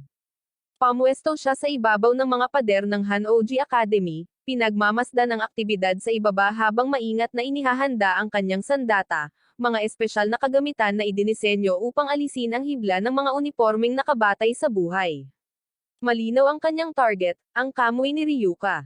Bago pa siya makapagpaputok, nag-ambala siya ng pangkalahatang pinuno ng Garden ng Club, si Yag-Orama, na tila galit at pinagalitan siya dahil sa pagyoyosi sa isang lugar na bawal magyosi. Hindi siya pinansin ni Kinugasi, bumuga ng usok at malamig na tumugon, "Ang mga taong umaasa sa hibla ng buhay ay walang karapatang utusan ako." Pagkatapos ay itinapon niya ang yosi sa maingat na inaalaga ang mga bulaklak, na lalong nagpagalit kay Yag-Orama. Galit na galit, ginamit ng pinuno ng Garden ng Club ang kanyang one-star uniform, tinawag ang kanyang mga nasasakupan upang diligan ang bakuran at palakasin ang kanyang biological weapon, isang napakalaking nabubuhay na halamang kumakain ng karne. Sumugod ang nilalang kay Kinugasi ng napakabilis, tinangka siyang limunin ng buo. Gayunpaman, walang silbi ang pag-atake. Gamit ang matinding katumpakan, pinaputok ni Kinugasi ang kanyang armas, naglabas ng mga energy Z needles na may kakayahang neutralisahin ang mga hibla ng buhay. Sa loob ng ilang segundo, parehong nawasak ang halaman at ang uniforme ni Yag-Orama, at natalo ang pinuno ng club. Kalmadong kinuha ni Kinugasi ang kanyang mga armas at sinuri ang bukid, sabay bulong, mga parasito, lahat sila. Malamig na tinitigan ni Kinugasi ang pinuno ng garda ng club, na sinusubukan pa ring lumaban kahit na natalo na. Sa isang naiinip na tingin, sinabihan niya ang lalaki na umalis sa daan, dahil ayaw niyang magambala. Malamig at makapangyarihan ang kanyang boses, at walang ibang salita, lumapit siya sa kanyang susunod na target. Samantala, nagpakita si Ryuko sa isa pang punto sa akademya, galit na galit, winasak ang biology club. Ang grupo ay nagsasagawa ng malupit at kainahinalang mga eksperimento sa mga tao, at kabilang sa mga biktima ang kanyang kaibigang si Shoka, na nahuli at napigilan sa isa sa kanilang mga pagsubok. Tinangka ng club master na harapin siya, tiwala na matatalo niya si Ryuko gamit ang kanyang biolohikal na kasuklam-suklam na gawain. Gayunpaman, halos wala siyang oras para gumanti. Sinugod siya ni Ryuko gamit ang kanyang higanteng gunting, pinupunit ang lupa at pinabagsak ang lahat ng nakapaligid sa kanya sa sahig. Nagpakita siya ng malaking pagbuti sa pagkontrol sa kanyang sandata, ngayon ay kayanan niyang ayusin ang laki ng talim upang umangkop sa sitwasyon. Sa bawat galaw, ang kapangyarihan ng Senador Etso ay dumadaloy ng mas maayos sa kanyang katawan. Sa gitna ng laban, sumabad ang Senador Etso, na nagkomento na nararamdaman niya mula sa kanyang dugo ang lahat ng labis na walang sustansya na kinakain niya. Agad na nainis si Ryuka, nagalit na wala siyang pakialam at sinabihan siyang tumigil sa pagiging mausisa. Nagsimula ang dalawa ng isang walang kabuluhang pagtatalo sa gitna ng larangan ng digmaan. Habang nagtatalo ang dalawa, bumangon si Shoka, na nakahinga ng maluwag na buhay pa, at isiniwalat na may itinago siyang merienda sa ilalim ng kanyang damit. Nagpasalamat siya sa biology club dahil hindi nila binutas ang kanyang tiyan, at sinabing, kung ginawa nila, kakain ulit ako ng madami. Sandali lamang ang katahimikan. Biglang tinamaan si Shoka ng ulan ng mga karayom na nagmumula sa isang mataas na bahagi ng gusali. Muling nagpakita si Kinugasi, na may katumpakan sa pagtutuon. Malamig niyang ipinaliwanag na ang mga karayom ay hindi makakasama sa mga tao, mayroon pa nga itong kaunting epekto sa pagpapagaling. Ngunit ang tunay na pantirya ay ang kamoy ni Ryuka. Sinubukan ni Ryuka na umiwas, mabilis na kumilos, ngunit ang isa sa mga karayom ay tumama sa kanyang paa, na nagpatambo sa kanya sa lupa. Sa isang mabilis na galaw, lumapit si Kinugasi at pinigilan siyang makagalaw. Gamit ang isang matatag at walang emosyong tono, inutusan niya itong tanggalin agad ang uniforme. Galit na galit, tinawag siya ni Ryuka na isang walang modo, ngunit seryoso niya itong itinanggi, sinasabing wala siyang masamang intensyon, kailangan lang niyang alisin ang kamway. Nagpumiglas si Ryuka, ngunit tuluyan na siyang hindi makagalaw, walang kapangyarihang palayain ang sarili. Tinitigan siya ni Kinugasi at inulit, tanggalin mo ang uniforme na iyan or ako mismo ang gagawa. Habang pipindutan na niya ang gatilyo ng kanyang sandata, isang tumpak na karayom ang tumama sa kanyang kamay, na tumama sa kanyang daliri sa eksaktong sandali. Lumabas si Akira mula sa dilim, nagmamasid gamit ang kanyang karaniwang kumpiyansang ngiti. Naiirita si Kinugasi, umatras at malamig na ipinahayag na babalik siya kinabukasan, at sa susunod ay aalisin niya si Ryuka kahit ano paman. Tinawag ni Akira si Kinugasi sa isang liblib na bar, isang tahimik na lugar na may mahinang ilaw, kung saan maaari silang mag-usap ng mahinahon tungkol sa nangyari. Tensyon-ado ang kapaligiran sa pagitan nila. Habang nananatiling seryoso si Kinugasi, sinubukan ni Akira na kumbansihin siya na si Ryuka ay maaaring higit pa sa isang banta. Ipinaliwanag niya na kahit mapanganib ang kanyang uniforme, maaari siyang maging isang mahalagang kakampi. Total, pareho sila ng layunin, pigilan si Kiryun at ang mga plano ng Hanoji Academy. Sa panahon ng pag-uusap, isiniwalat ni Akira ang mahahalagang impormasyon, binanggit na si Dr. Meitoy, ama ni Ryuka, ay balak gamitin ang mga kamoy bilang sandata upang hadlangan ang mga kuruan. Tahimik na nakikinig si Kinugasi, hindi mabasa ang kanyang ekspresyon. Aniya, gaano man niya naiintindihan ang punto ni Akira, napakalaki pa rin ng panganib. Maaring malunod si Ryuko sa uniforme, at kung mangyari iyon, maaari siyang maging isang banta na mas malala pa kaysa sa mga kuruan mismo. Bilang pagtatakda ng tono ng pag-uusap, ipinahayag ni Kinugasi na hindi niya hahayaang mangyari iyon at wawakasan ang usapin anuman ang kapalit. Kahit na kinikilala niya ang utang na loob niya kay Akira, iginiit niyang hindi niya papayagan ang anumang may kinalaman sa Kamui, dahil nakita niya sa uniforme ang isang hindi mahuhulaan at mapanganib na sandata. Samantala, sa isang ganap na kakaibang eksena, ang pamilyang Mashinuko ay nasiyahan sa isang maingay at magulong hapunan. Si Ryuka ay nakaupo sa mesa kasama si Shoka at ang kanyang mga magulang, lahat ay nilalamon ang pagkain ng may sigla. Ang ama ni Shoka, na nalilito sa napakaraming pinggan, ay nagtanong kung bakit siya bumili ng napakaraming pagkain. Sumagot si Shoka ng walang pag-iisip, sinabing gutom na siya at sinisingil ang lahat sa kanyang card, na iniwan ang lalaki sa gulat. Maging ang maliit na Guts, ang aso ng pamilya, ay sumali sa kaguluhan. Gutom, ninakaw niya ang isang piraso ng karne mula sa plato ni Ryuka at, ang mas malala pa, sinimulan niyang ipahid ang sarili sa Kamui, na tuluyang nawalan ng pasensya si Ryuka. Samantala, naghanda si Kinugasi na kumilos muli. Sa ibang bahagi ng lungsod, sinimulan siyang imbestigahan ng mas masusi ng Hanoji Academy. Ayon sa mga ulat, bahagi siya ng Anti-Uniform Guerrilla, isang lihim na organisasyon na direktang lumalaban sa mga combat suit na ginawa ng mga kuruan.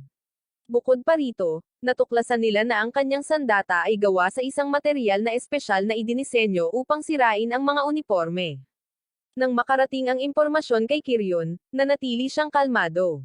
Naunawaan niya na ang tunay na target ni Kinugasi ay hindi ang kanyang mga nasasakupan, kundi ang Kamui na suot.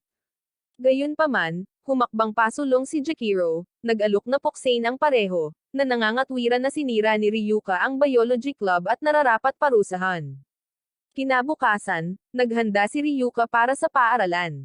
Habang isinusuot niya ang kanyang sapatos at inaayos ang kanyang uniforme, isang bagong pagtatalo ang sumiklab kay Shinetsu. Iginiit niya na mas ligtas para sa kanya na iwan siya sa bahay, na sinasabing kung wala ang Kamui, mas kaunti ang atensyon na makukuha niya at mas mababa ang panganib na ma-atake. Sa kabilang banda, nagreklamo si Ryuka na hindi siya maaaring basta na lang walang armas, hindi alam kung ano ang maaaring makaharap niya sa akademya. Patuloy ang tensyon sa pagitan ng dalawa, bawat isa ay ipinagtatanggol ang kanilang pananaw habang sumisikat ang araw at papalapit ang isang bagong araw ng mga komprontasyon. Samantala, ang pamilya ni Shoka ay nakamasid sa siwang ng pinto, lubos na nalilito sa eksena. Nakita nila si Ryuka na nagtatalo ng mag-isa, nagkukumpas at sumisigaw, walang kamalay-malay na siya ay pinagmamasdan. Nagpalitan ng nag-aalalang tingin ang mga magulang ni Shoka, na tila kakaiba ang sitwasyon. Sinusubukang ipagtanggol ang kanyang kaibigan, hamarang si Shoka sa pagitan nila at sinabing kahit na tila kakaiba si Ryuka, hindi nito binabago ang katotohanan na kailangan nilang tanggapin siya kung sino siya. Pagkatapos ng isang mainit at mapanghamong diskusyon, sa wakas ay nakumbinsi ni Ryuka ang Shinetsu na sumama. Nag-aatubili, pumayag ang Kamui, tinanggap ang panganib. Bago umalis, sinabihan ni Ryuka si Shoka na magpatuloy, tiniyak sa kanya na makakahabol siya. Sa katotohanan, nagpa siya siyang hintayin si Kinugasi, alam niyang malapit na itong magpakita para sa mapagpasyang komprontasyon. Gaya ng inaasahan, nagpakita si Kinugasi sa pasukan ng paaralan, lumabas mula sa isang ulap ng usok at naglunsad ng mga pag-atake direkta sa kanya. Ang mga pagsabog ay nagliwanag sa patio, at ang dalawa ay naglaban sa isang mabangis na labanan. Mabilis na umiwas si Ryuka, na kaya niyang labanan ang mga unang pag-atake habang gumaganti gamit ang mga tumpak na hampas. Gayunpaman, hindi inaasahang naantala ang laban. Muling nagpakita ang pinuno ng Garden ng Club, kasama ang tatlong master ng Rakyugo Club at ang 100 katao. Habang binabalot ng kaguluhan ang pasukan ng paaralan, pinagmamasdan ni Jackie ang lahat mula sa balkonahe sa loob ng pangunahing gusali. Inutusan niya ang intervention ng mga club para lamang subukan ang pagganap ni Ryuka at Kinugasi. Para sa kanya, magiging nakakabagot kung personal silang matatalo ng ganoon kabilis. Bukod pa rito, nais ni Jackie na suriin ang mga padron ng pakikipaglaban ni Ryuka, mangalap ng mahahalagang impormasyon na maaaring magpapadali sa tagumpay ni Kiryon sa hinaharap. Habang inaayos ni Jackie ang komprontasyon mula sa malayo, ang labanan sa pagitan ni Ryuka at Kinugasi ay sumiklab sa loob ng Hanoji Academy, na sinira ang lahat ng nasa daanan nito. Inihanda na ni Kinugasi ang ilang mga patibong ng maaga, at sa kabila ng lahat ng kanyang lakas, nagsimulang maramdaman ni Ryuka ang tindi ng labanan. Ang lugar ay naging isang tunay na guho, mga sirang pader, usok sa lahat ng dako, at ang Shinetsu ay nagpapakita na ng mga palatandaan ng pagkapagod. Sa isang punto, dahil hindi na niya kayang magpatuloy, iniwan niya si Ryuka, at biglang nawala. Nag-iisa at mahina, halos walang oras si Ryuka para gumanti nang biglang sumulpat si Kinugasi sa bintana, at nagbigay ng isang malakas na sipa na nagpalipad sa kanya papasok sa banyo ng mga babae. Dahan-daang lumapit si Kinugasi, pinagmamasdan ang mga hibla ng kamoy na patuloy pa ring tumutugon sa kanyang katawan. Halatang humanga sa kapangyarihan ng kasuotan sa sala, na may seryosong ekspresyon, inutusan niya si Ryuka na alisin ang uniforme, sinasabing para sa kanyang sariling kabutihan. Agad na tumanggi si Ryuka, tinawag siyang baliw at naghahandang lumaban muli. Gayunpaman, nanindigan si Kinugasi. Sinabi niya na ang mga uniforme at tao ay natural na magkaaway, at isang babae ang nasawi na sa paniniwalang hindi.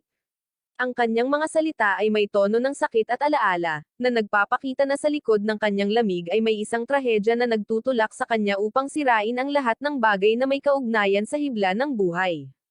Pinaputukan ni Kinugasi si Ryuka, ngunit sa mismong sandali ng pagtama, muling nagpakita ang Senador Etso at pinrotektahan siya, naganap na hinaranggan ang atake. Sumabog ang bala sa isang iglap, at nagulat si Kinugasi, at sinabi na hindi siya iniligtas ng kamoy dahil sa katapatan, kundi dahil sa pagtatangkang makatakas ng mag-isa. Nasaktan, matatag na sumagot si Ryuka na mali siya at kumilos ang Shinetsu dahil sa likas na ugali upang protektahan siya, hindi dahil sa kaduwagan. Habang tumataas ang tensyon, biglang nagpakita si Shoka, hawak ang isang mop at hinampel si Kinugasi sa likod. Gayunpaman, umiwas siya sa huling sandali at nat-ambush siya ng alanganin sa isang kahinahinalang posisyon. Gayunpaman, mabilis na bumangon si Shoka nang walang takot at nagsimulang magsermon tungkol sa kung gaano niya kamahal ang kanyang mga uniforme, at kung gaano kahirap magkaroon lamang ng isang set ng damit na isusuot araw-araw. Sinubukan niyang kumbansihin si Kinugasi na huwag nang mag-alala sa mga kamway, nakiusap dito na itigil ang pag-atake dito. Sinabi niya na para kay Ryuka, ang uniforme ay hindi lamang damit, ito ang kanyang matalik na kaibigan, isang taong maaasahan niya sa anumang sitwasyon. Malamig na tumugon si Kinugasi, na sinasabing ang mga damit at mga tao ay hindi kailanman maaaring mag-usap at ang ugnayan sa pagitan nila ay imposible. Ngunit si Shoka, sa kanyang inosente at determinadong kilos, ay tumutol na ito ay isang kasinungalingan dahil palagi siyang nakikipag-usap sa kanyang mga kathang-isip na kaibigan. Pagkatapos ay maingat niyang iniabot ang Shinetsu kay Ryuka, nakangiti habang sinasabing dapat siyang alagaan ni Ryuka mula ngayon. Nagpasalamat si Ryuka sa kanya ng emosyonal, at si Shoka, nang walang pag-aalinlangan, ay nagkomento na kailangan niyang bumalik sa paglilinis ng banyo, dahil pinarusahan siya dahil sa pagtulog habang nasa klase. Pag-alis niya, muling pinagbantaan ni Kinugasi si Ryuka, inutusan siyang ibigay ang kamway. Ngunit bago pa man makagalaw ang alinman sa kanila, direktang kinausap ng Shinetsu si Kinugasi, ang boses nito ay mariin at nagbabanta. Sinabihan nito ang lalaki na huwag saktan si Ryuka or lubos niya itong pagsisisihan. Nabigla si Kinugasi, lubos na nagulat nang mapagtanto na ang uniforme ay tunay na may sariling kamalayan, na may kakayahang protektahan at makipag-ugnayan sa nagsusuot nito. Sa sandaling iyon, nagpakita si Jackie, pinagmamasdan ang eksena ng may mapang asar ng ngiti. Nagkomento siya na masyadong mabagal ang takbo ni Kinugasi at inanunsyo na siya mismo ang kokontrol sa sitwasyon. Inutusan niya itong ibigay agad ang kamway. Gayunpaman, tumanggi si Kinugasi, sinabing hindi siya kailanman magbibigay ng anuman sa Hanoji Academy, at sinamantala ang pang-abala upang makatakas kasama si Ryuka, dinala siya sa isang ligtas na lugar. Kalaunan, pagkatapos ng kompletong pagsusuri sa labanan, sinuri ni Kiryu ng lahat ng nakalap na datos at tinukoy ang mga pattern ng pag-uugali at labanan.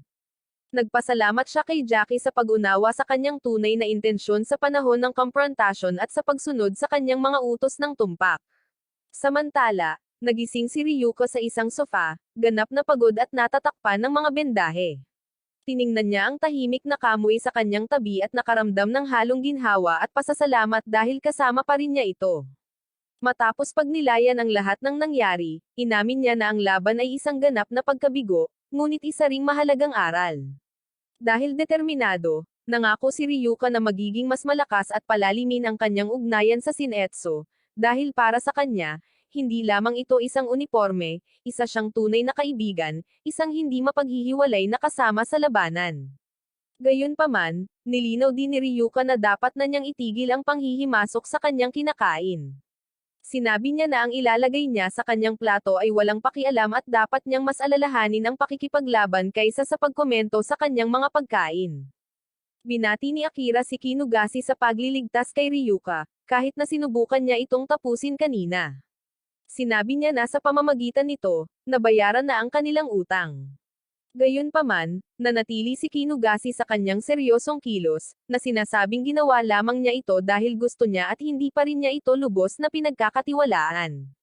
Tumugon si Akira na naiintindihan niya ngunit hiniling niya sa kanya na bigyan ng pagkakataon ang babae.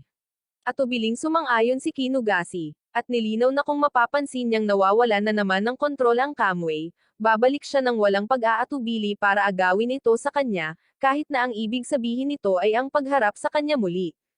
Samantala, hinarap ni Ryuka si Propesor Akira, at pinagbantaan ng paghihinala. Naniniwala siyang sangkot ito sa parehong pakana ni Kinugasi dahil natuklasan niya ang isang larawan nilang dalawa na magkasama. Matapos atakihin, hiniling ni Ryuka kay Mataro na imbestigahan ang anumang palatandaan kung sino talaga si Kinugasi.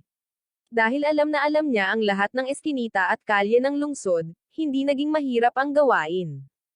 Gayunpaman, hindi inaasahan ni Ryuka na sa paghahanap ay makikita si Akira na kasama niya. Dahil sa paghihinala ng mga ito, inamin ni Akira na sila ni Kinugasi ay bahagi ng iisang organisasyon, bagamat magkaiba ang kanilang mga layunin. Ipinaliwanag niya na, sa kabalintunaan, dahil sa panghihimasok ni Kinugasi kaya lumakas ang ugnayan ni Ryuka at Senador Etso, na naging mas magkasabay sila kaysa dati. Sinusubukang pakalmeyan ang kapaligiran, muling sumandal si Akira sa kanyang maluho at pilyo na pag-uugali, na parang teatro na inaalis ang kanyang damit habang nagsasalita, na lalong nagpapairita kay Ryuka. Sinubukan niyang kumbansihin siya na ang lahat ng ito ay bahagi ng isang mas malaking plano, isang pagsubok sa pamamagitan ng apoy na kinakailangan upang subukan ang tunay na potensyal ng mga Kamui. Ayon sa kanya, ngayong mayroon na ring Kamui si Kiryon, dapat matutunan ni Ryuka na lubos na makabisado ang kanya or hindi niya kailanman makakaharap si Kiryon bilang kapantay. Ngunit hindi ito pinayagan ni Ryuka. Matigas niyang tinitigan si Akira at sinabi rito na sinusubukan lamang nitong bigyang katwiran ang kalokohan na kanyang ginawa. Dahil sa kawalan ng pasensya sa mga pagkaantala, tinanong niya kung sino talaga sila at kung ano ang balak nila sa lahat ng ito. Sinabi niyang magagawa niya ang anumang gusto niya at gusto niyang makita kung paano ang magiging resulta ng lahat.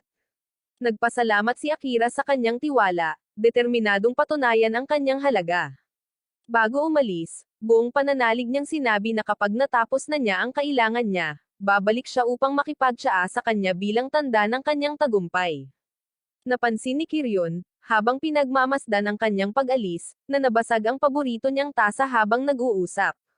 Nang hindi nagpapakita ng emosyon, humingi na lang siya ng isa pang tsaa, pinapanatili ang kanyang karaniwang kagandahan at kahinahunan. Di nagtagal, nakatanggap siya ng isang mahiwagang tawag. Sa kabilang linya ay si Lady Rajina, ang kanyang ina. Nagsalita si Rajina sa mahinahon ngunit makapangyarihan na tono, kinukwestiyon ang katotohanan na suot ni Kiryon ang kanyang Kamui. Kahit sa malayo, kitang-kita ang bigat ng presensya ni Rajina, at si Kiryon, bagamat mayabang, ay nagpakita ng respeto at pag-iingat sa kanyang tugon. Samantala, sa paaralan, hinamon si Ryuka ni Sajimo, pinuno ng Kendo Club at isa sa Big 4 Nanograms Hanoji Academy. Dumating ang imbitasyon para sa labanan pagkatapos ng klase, at ang pangalan ni Sajimo ay pumukaw ng kuryosidad at tensyon sa mga estudyante. Nang malaman ni Jackie ang tungkol sa tunggalian, ay pinagsisihan niya ang hindi paghingi ng pahintulot kay Kiryon bago kumilos. Naiirita, tinanong niya si Gamaguri kung nasaan si Miss Kiryon. Sumagot siya na hindi dadalo si Kiryon sa laban, sa paniniwalang hindi ito sulit sa kanyang oras.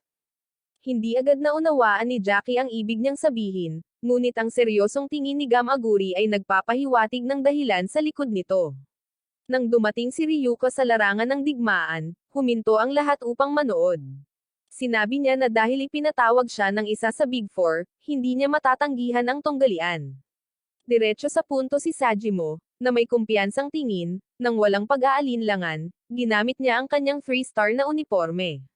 Pinagmasdan ni Ryuka ang pagbabago, humanga sa kapangyarihang nagmumula sa kanya, ngunit hindi niya hinayaan ang sarili na matakot. Napangisi siya at ginamit ang Sinketsu, na nagpapahayag na magpapakita siya ng mas mahusay pa. Nagsimula ang labanan ng mabilis.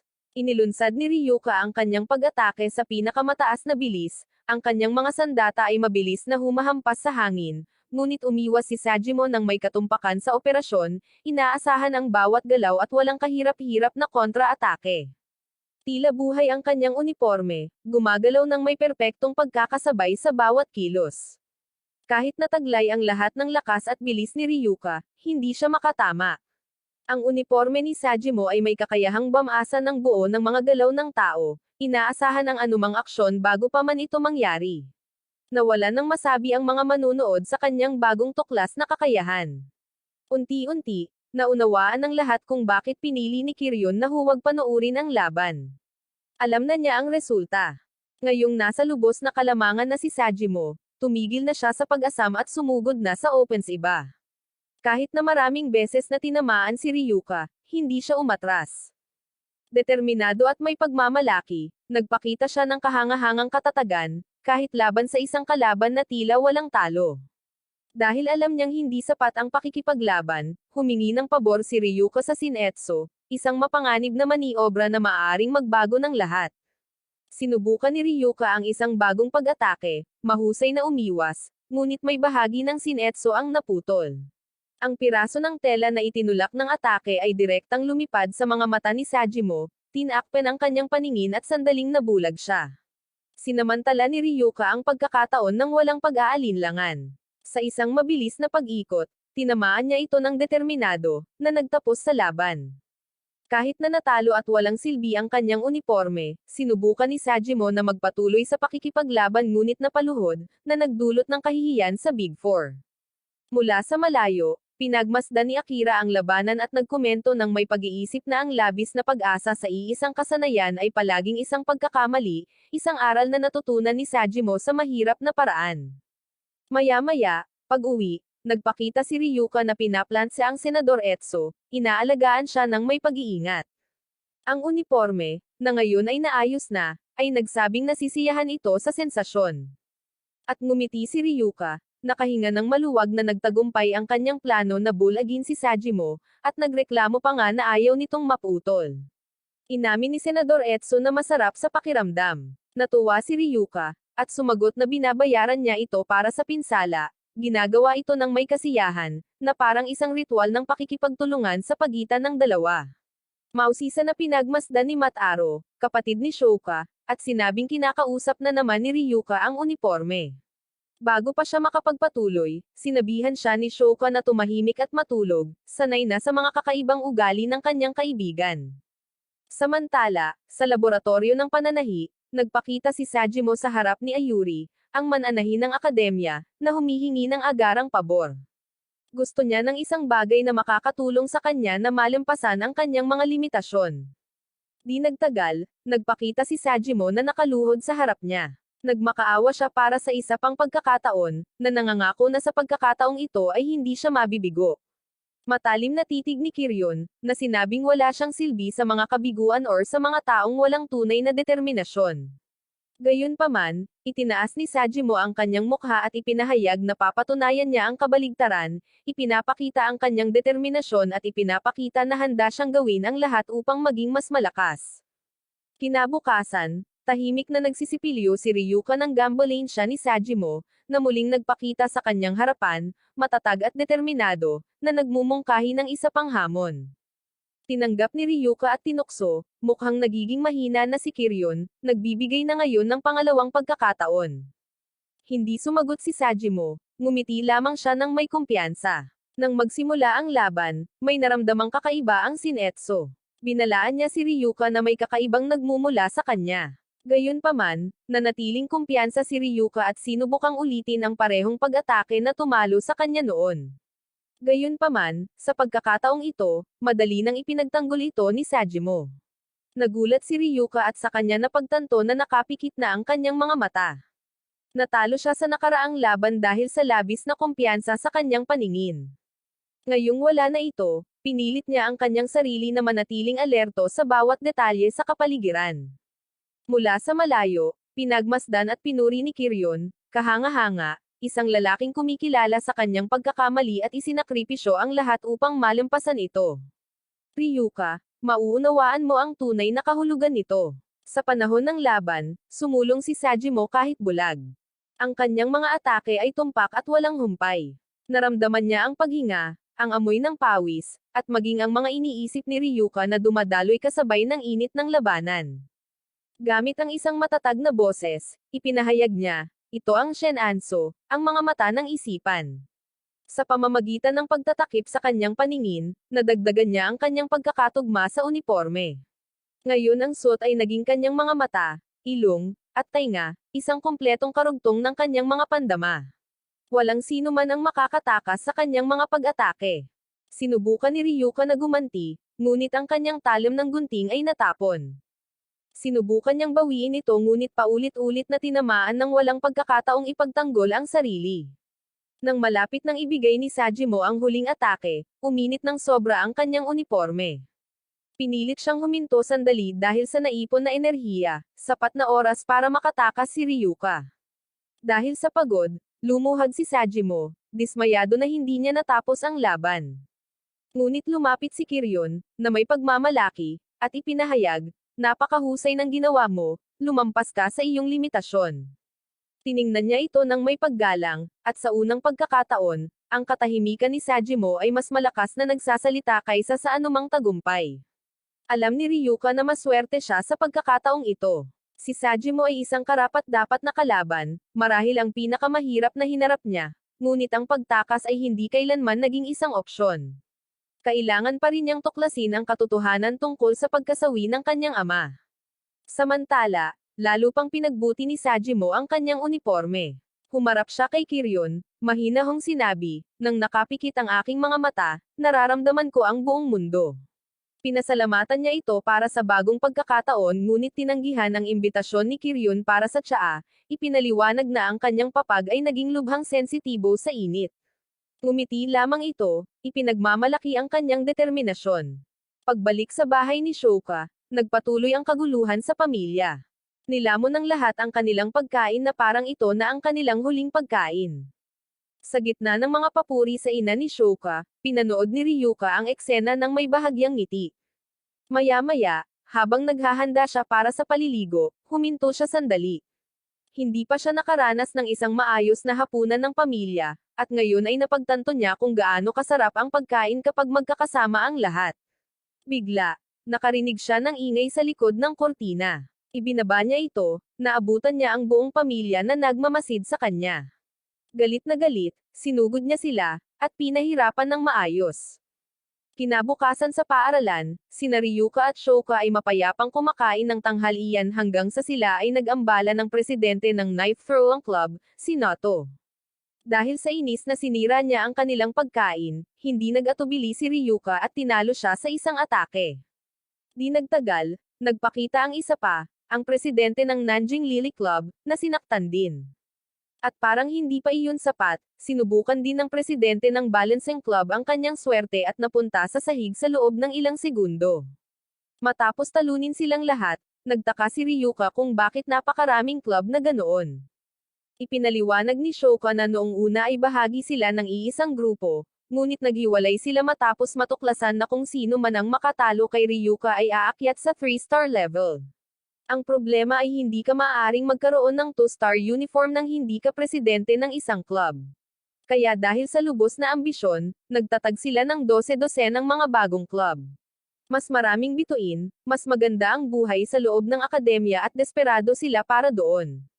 Doon nagkaroon ng magandang ideya si Ryuka na lumikha ng sarili niyang fight club. Naghihinala si Gamaguri, at tinanong kung ano ang plano niya sa pagkakataong ito.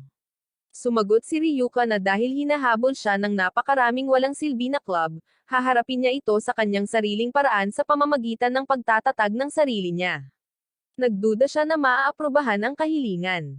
Ngunit si Kiryon, na may kumpiyansang hitsura, ay opisyal na pinahintulutan ito. Tinanong niya kung gusto ba talagang sumali ni Ryuka sa sistemang kinasusuklaman niya, ngunit sa totoo lang, gusto lang talagang durugan ni Ryuka ang sistema. Sinimulan ni Gamaguri ang mga papeles at hiniling sa kanya na kumpirmahin ang kanyang posisyon bilang opisyal na presidente ng Fight Club.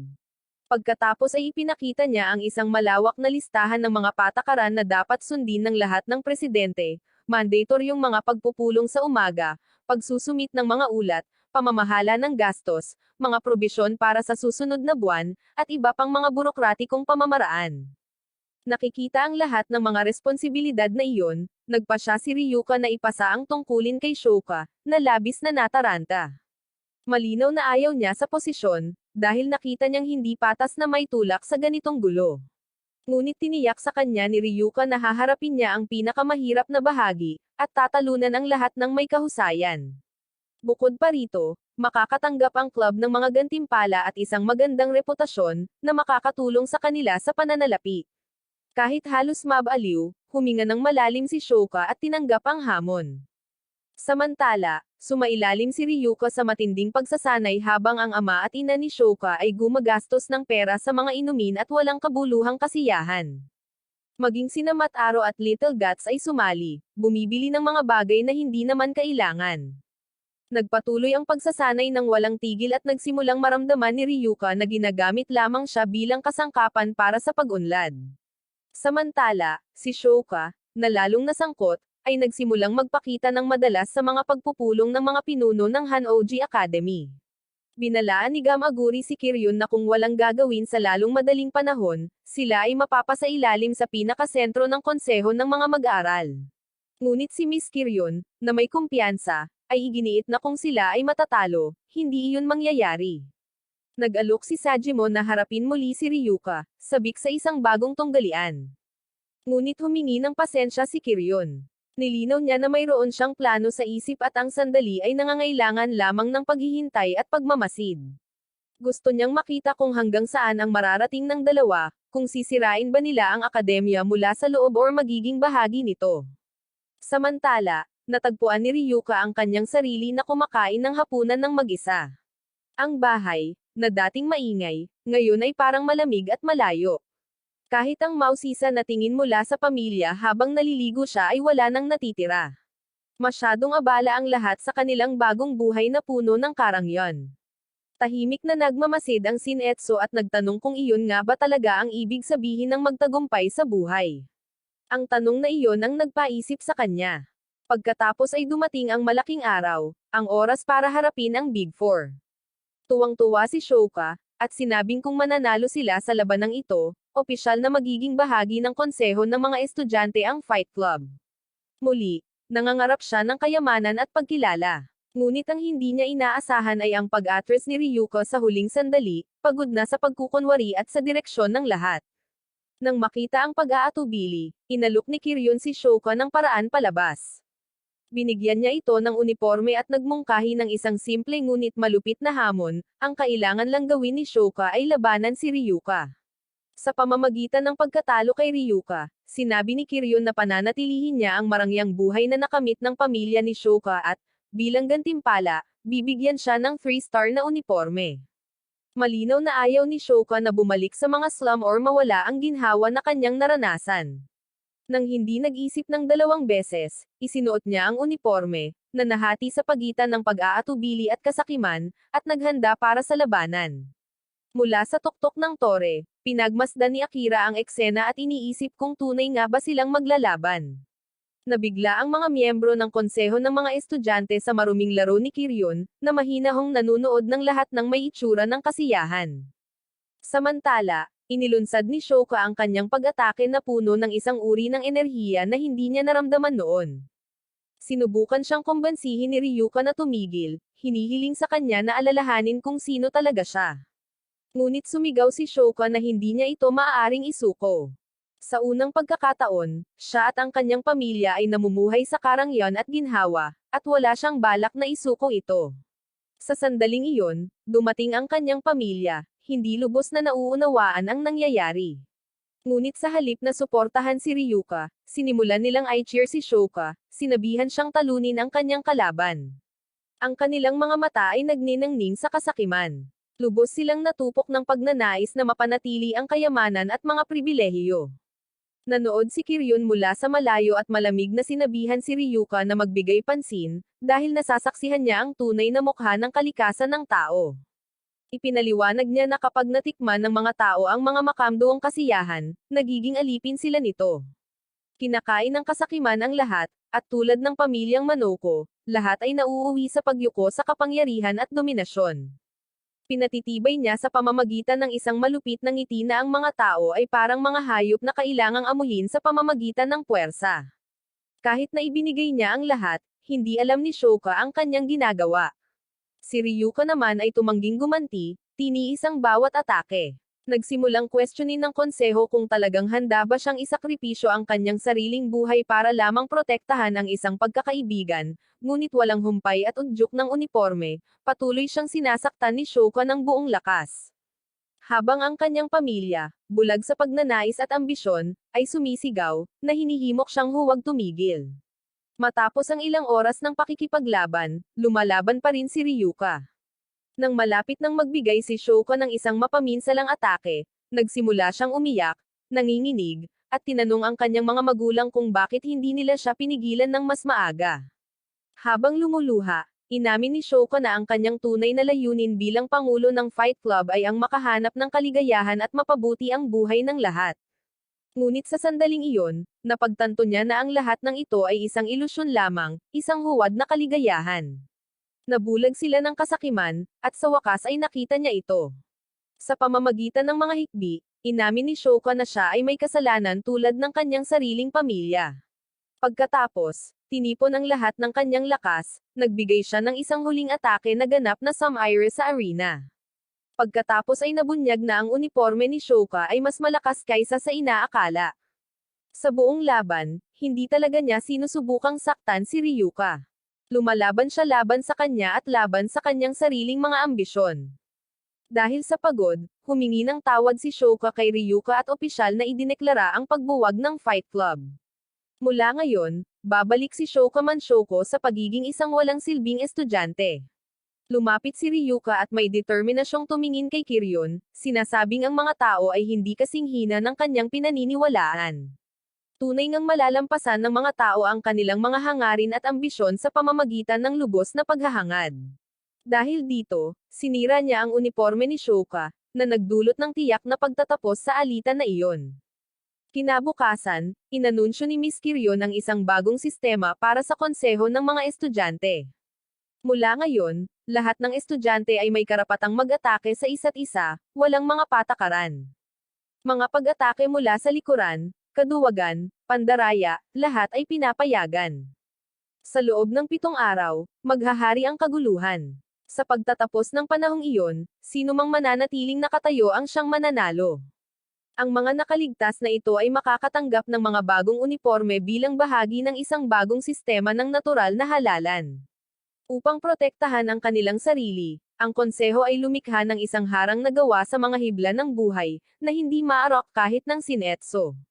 Pinagmasdan ni Akira mula sa malayo at nagkomento na kahit si Ryuka ay hindi makakalusot sa depensang iyon.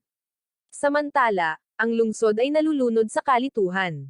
Si Kiryun, naligtas na nakahiwalay sa tuktok, ay pinanood ang lahat ng nangyayari, na labis na ikinainis ni Ryuka. Pinalalayo ng Pangulo ng Konseho ng mga estudyante ang laro, sinisira ang mismong sistemang siya mismo ang lumikha. Sa pagsisimula ng halalan para sa paghihiganti, naghiwa-hiwalay ang mga miyembro ng konseho ng mga estudyante at nilamon ng kaguluhan ang buong lungsod. Nag-away-away ang mga estudyante kahit saan, na ginagawang larangan ng digmaan ang Hanoji. Sa kabilang banda, si Matt Aro, na palaging oportunista, ay nagkomento na maghihintay siya hanggang sa mapagod ang lahat para agawin ang mga pitaka ng mga natalo. Determinado, hiniram ni Ryuka ang motorsiklo ni Barazo at naghanda para umalis. Bago siya makaalis, nagpakita si Shoka at sinabing gusto niyang sumama. Hinawakan niya ng mahigpit si Ryuka kaya't nasuffocate pa niya ang Senador Etso. Habang nasa biyahe, tinanong ni Ryuka kung plano ni Shoka na lumaban sa halalan, ngunit sumagot si Shoka na hindi niya gagawin. Hindi siya isang bituin at walang mawawala sa kanya. Gayunpaman, nais niya ang swerte ng kanyang kaibigan. Tumungo ang dalawa patungo sa lumang bahay ni Ryuka, na ngayon ay isang ganap na nasunog na mansyon. Sa harap ng mga guho, sinimulang ikwento ni Ryuka ang kanyang nakaraan. Nasawi ang kanyang ina ilang sandali matapos siyang ipanganak, at ang kanyang ama ay palaging abala sa kanyang pananaliksik. Dahil walang kamag-anak, nanirahan si Ryuka sa mga dormitoryo ng paaralan. Lumaki siyang rebelde, laging naghahanap ng away at napapasama sa gulo. Mula pa noong unang taon niya, kilala na siya bilang isang mapusok at masungit na delinkwent. Isang araw, nang walang babala, nakatanggap siya ng mensahe mula sa kanyang ama na nagsasabing kailangan niya itong makausap. Nalilito ngunit mausisa, nagpa siya si Ryuka na umuwi. Pagdating niya, natagpuan niya ang isang eksenang hindi niya malilimutan, ang kanyang ama ay nakahiga sa sahig, isang napakalaking talim ng gunting ang tumusok sa kanyang katawan. Sa mahinang boses, sinabihan lamang niya itong tumakbo, ngunit idinagdag na kung nais niyang lumaban, dapat niyang itago ang sandata para sa kanyang sarili. Bago masawi, inihayag din niya na ang gunting ang magpapakita kung sino ang asasin, ngunit binalaan siya na isang malupit na kapalaran ang naghihintay sa sinumang susunod sa landas na iyon. Dahil sa desperasyon, nakarinig si Ryuka ng ingay mula sa likuran ng bahay at tumakbo habol dito, ngunit hindi niya mahuli ang salarin.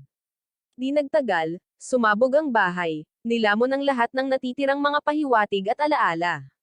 May mga pagkakataon na kinasusuklaman niya ang kanyang ama dahil sa pag-iwan sa kanya. Ngunit pagkatapos ng pagkasawi nito, napagtanto niya kung gaano kaunti ang tunay niyang nalalaman tungkol dito. Ngayon, ang nagtulak sa kanya ay ang pagnanais na matuklasan kung sino ang pumaslang sa kanya, kung ano ang gusto nitong sabihin sa kanya, at kung bakit niya nilikha ang Shinetsu.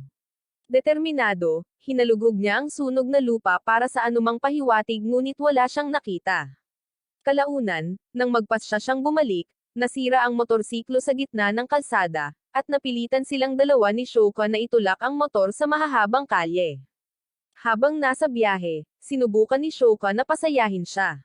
Ipinaalala niya kay Ryuka na kahit wala ang kanyang ama, mayroon na siyang pamilya ngayon, hindi lamang ang Shinetsu, kundi lahat ng mga tunay na nagmamahal sa kanya. Ang mga salitang ito ay nakaantig kay Ryuka, kahit na hindi niya aminin. Bigla, isang kotse ang sumulpat sa kalsada. Si Gamaguri ang nag-aalok ng sakay sa dalawa. Ayon sa kanya, tungkulin ng konseho na tulungan ang sinumang estudyanteng nasa problema. At bukod pa riyan, ayaw niyang makipaglaban kay Ryuka ngayon. Ang layunin niya ay harapin lamang ito sa huling araw ng mga labanan, ang araw ng biglaang pagkasawi. Ngunit hindi nagtagal ang katahimikan. Habang nagpapatuloy sila sa daan, inambos sila ng dalawang club na nagsanib puwersa, ang Automotive Club at ang Air Weapons Club. Determinado silang talunin si Gamaguri at kunin ang kanyang 3-star uniform. Alam nila na sa kabila ng kapangyarihan ng isang kamway, hindi lahat ay kayang makabisado ito. Kahit na mas mabilis ang sasakyan ng kalaban, nagpakita si Gamaguri ng pambihirang kasanayan sa pagmamaneho, umiiwas ng may katumpakan at, sa isang mabilis na maniobra, pinaikot ang kalabang sasakyan at binangga ito sa isang pader na napapalibutan ng maraming kalaban. Nag-alok si Ryuka ng tulong, ngunit matatag na tumanggi si Gamaguri, sinabing haharapin niya ang lahat ng mag-isa. Kaagad pagkatapos, nagbago siya, na inilantad ang kapangyarihan ng kanyang uniform, na nagpapakita ng walang kabuluhang katatagan. Sa halos masukastikong tono, hiniling niyang parusahan, na inaangkin na isang masamang lalaki. At sa bawat natatanggap niyang tama, lalo siyang nagiging masigla. Habang tumatagal ang kanyang pananabik, lalo siyang lumalakas. Sa sandaling iyon, nagbabalik tanaw si Gamaguri sa kanyang kabataan, inaalala ang araw na una niyang nakilala si Miss Kiryon. 3 taon na ang nakalilipas, siya ang pinuno ng komite sa disiplina sa kanyang dating paaralan. Sa isang insidente ng pambubuli, pinilit ng isang grupo ng mga estudyante ang isang kaklase na tumalon mula sa bangin, nagbanta na kung tatanggi siya, matatanggal sa trabaho ang kanyang ama dahil ang ama ng isa sa mga nang-aabuso ang kanilang amo. Sa galit, sinubukan ni Gamaguri na pigilan ang kilos, ngunit ang bata, sa kawalan ng pag-asa, ay tumalon. Nang tila wala ng malay, biglang nagpakita si Kiryon, na naglagay ng trampoline kung saan mismo mahuhulog ang bata, na nagligtas sa kanya sa huling sandali. Ang buong klase ay tumalikod sa kanya, galit na galit sa kanyang intervention, at sumalakay. Ngunit si Kiryon, nang walang pag-aalinlangan, ay natalo silang lahat ng madali, na nagbigay ng respeto at autoridad. Pagkatapos ay hinarap niya si Gamaguri at ipinahayag ng may kumpiyansa na gagamitin niya ang kapangyarihang iyon upang makamit ang kanyang mga layunin, naniniwala na ang lakas ang tanging paraan upang baguhin ang mundo. Sa kasalukuyan, sinabi ni Gamaguri na ganito niya ito unang nakilala at mula sa araw na iyon ay inialay niya ang kanyang sarili sa paglilingkod dito ng may lubos na katapatan. Sa loob ng 2 taon, hinintay niya ang pagtatapos nito at pagkatapos ay nag-enroll sa Hanoji Academy, kung saan sa wakas ay nakuha niya ang kanyang makapangyarihang uniforme. Dahil dito, matatag niyang iginiit na walang sino man ang madaling kukuha nito sa kanya. Dahil sa kuryosidad, tinanong ni Shoka kung ilang taon na siya, at buong pagmamalaking isiniwalat ni Gamaguri na isa siyang hindi kapani-paniwalang 20 taong gulang, kahit na mukhang mas matanda siya. Dahil sa kawalan ng pasensya sa kawalan ng pag-unlad, pinalakas ng mga kalaban ang lakas ng kanilang mga tira at pinabilis ang kanilang pag-atake, sinusubukang tusukin ang kanyang depensa. Ngunit sa pagkamangha ng lahat, wala siyang ipinakitang sakit, kundi kasiyahan lamang. Umungal si Gamaguri at hiniling na tamaan ng mas malakas, na nag-iwan kay Shoka na lubos na nalilito at tinawag siyang walang modo. Ngumiti lamang siya at itinuwid ito. Hindi siya walang modo, naaaliw lang siya. Sa sandaling maabot niya ang pinakamataas na lakas, lahat ng enerhiyang naipon sa uniforme ay agad na inilabas. Napakalaki ng epekto, nilipol ni Gamaguri ang lahat ng mga kalaban sa paligid niya sa isang atake lamang, gamit ang buong lakas ng kanyang regalia whip, ang pinakamataas na anyo ng kanyang uniforme. Nang tuluyang kumalma ang larangan ng digmaan, inilagay niya sina Shoka at Ryuko sa isang ligtas na lokasyon, tinitiyak na wala sa kanila ang nasa panganib. May determinadong tingin, lumapit si Gamaguri kay Ryuko at sinabing hahanap siya ng isang karapat-dapat na lugar para sa kanilang labanan, na tumatangging lumaban kahit saan. Sa pagtatapos ng 7 araw ng kaguluhan, ang iilang nakaligtas na estudyante ay kailangang magharap-harap sa biglaang halalan ng kasawian. Lahat ng labanang naganap sa loob ng linggo ay naitala at sinuri, na nagsilbing batayan para kay Kiryon upang magtalaga ng 3 bagong 3 bituin na estudyante. Bigla, 5 malalaking tore ang bumangon mula sa lupa, na itinayo sa buong Hanoji Academy. Simple lang ang tuntunin, ang mga makakarating sa tuktok ng mga tore ay kikilalanan bilang karapat-dapat na sumulong sa susunod na estado. Si Ryuka, na mas determinado kaysa dati, ay naghanda ng sarili at nagsimulang umakyat sa isa sa mga tore, tinalo ang lahat ng kalaban na nagpapakita sa daan. Nang hamupa ang alikabok, tanging ang 4 na piling tao at siya lamang ang nananatiling nakatayo, ang tanging karapat-dapat na makipagkompetensya para sa titulo. Sa sandaling iyon, iminungkahi ni Gamaguri ang pagbabago sa mga tuntunin ng biglaang halalan ng kasawian. Siya at ang iba pang 4 na piling tao ay nagpahayag na gusto nilang harapin si Ryuka, ng paisa-isa. Ayon sa kanila, ito ang magiging pinakapatas at pinakakapanpanabik na paraan upang subukan ang kanyang lakas habang ipinapakita rin ang tunay na diwa ng natural na halalan.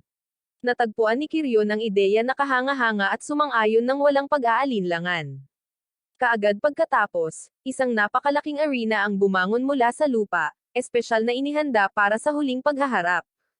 Habang ang lahat ng mata ay nakatuon sa gitna, inanunsyo ng Pangulo na malapit nang magsimula ang huling labanan. Sinabi niya kay Ryuka na kung siya ay mananalo, sa wakas ay makukuha niya ang lahat ng mga sagot tungkol sa pagkasawi ng kanyang ama. Ang kanyang unang kalaban ay si Gamaguri, na humarap kay Ryuka ng may matigas na titig at matatag na ipinahayag na dudurugin niya ito ng lubusan. Tinanggap ni Ryuka ang hamon ng walang takot, pinaandar ang Senador Etso at sumugod ng buong lakas. Malapit nang magsimula ang huling labanan. Bago pa man magsimula ang komprontasyon, nagsimula nang magtalo ang iba pang mga miyembro ng konseho ng mga mag-aaral, na sinasabing gusto rin nilang lumaban muna. Ngunit matatag na namagitan si Kiryon, na nagtapos sa kalituhan. Ipinaliwanag niya na ang bawat tore ay may tiyak na taas na direktang proporsyonal sa bilang ng mga mag-aaral na natalo sa loob ng isang linggo ng mga labanan. Dahil dito, si Gamaguri ang magiging unang kalaban dahil natalo niya ang pinakakaunting mga kaaway. Susunod ay si Yamada, kasunod si Jackie, at sa huli ay si Sajimo. Dahil sa kawalan ng pasensya, hiniling ni Ryuka na simulan agad ang laban. Gayunpaman, nanatiling walang emosyon si Gamaguri, na sinasabing dapat nilang sundin ng husto ang schedule, kahit na 8:00 na ng umaga. Sinabi niya na ang laban ay maaari lamang magsimula ng eksakto 1:00 ng hapon ayon sa opisyal na oras.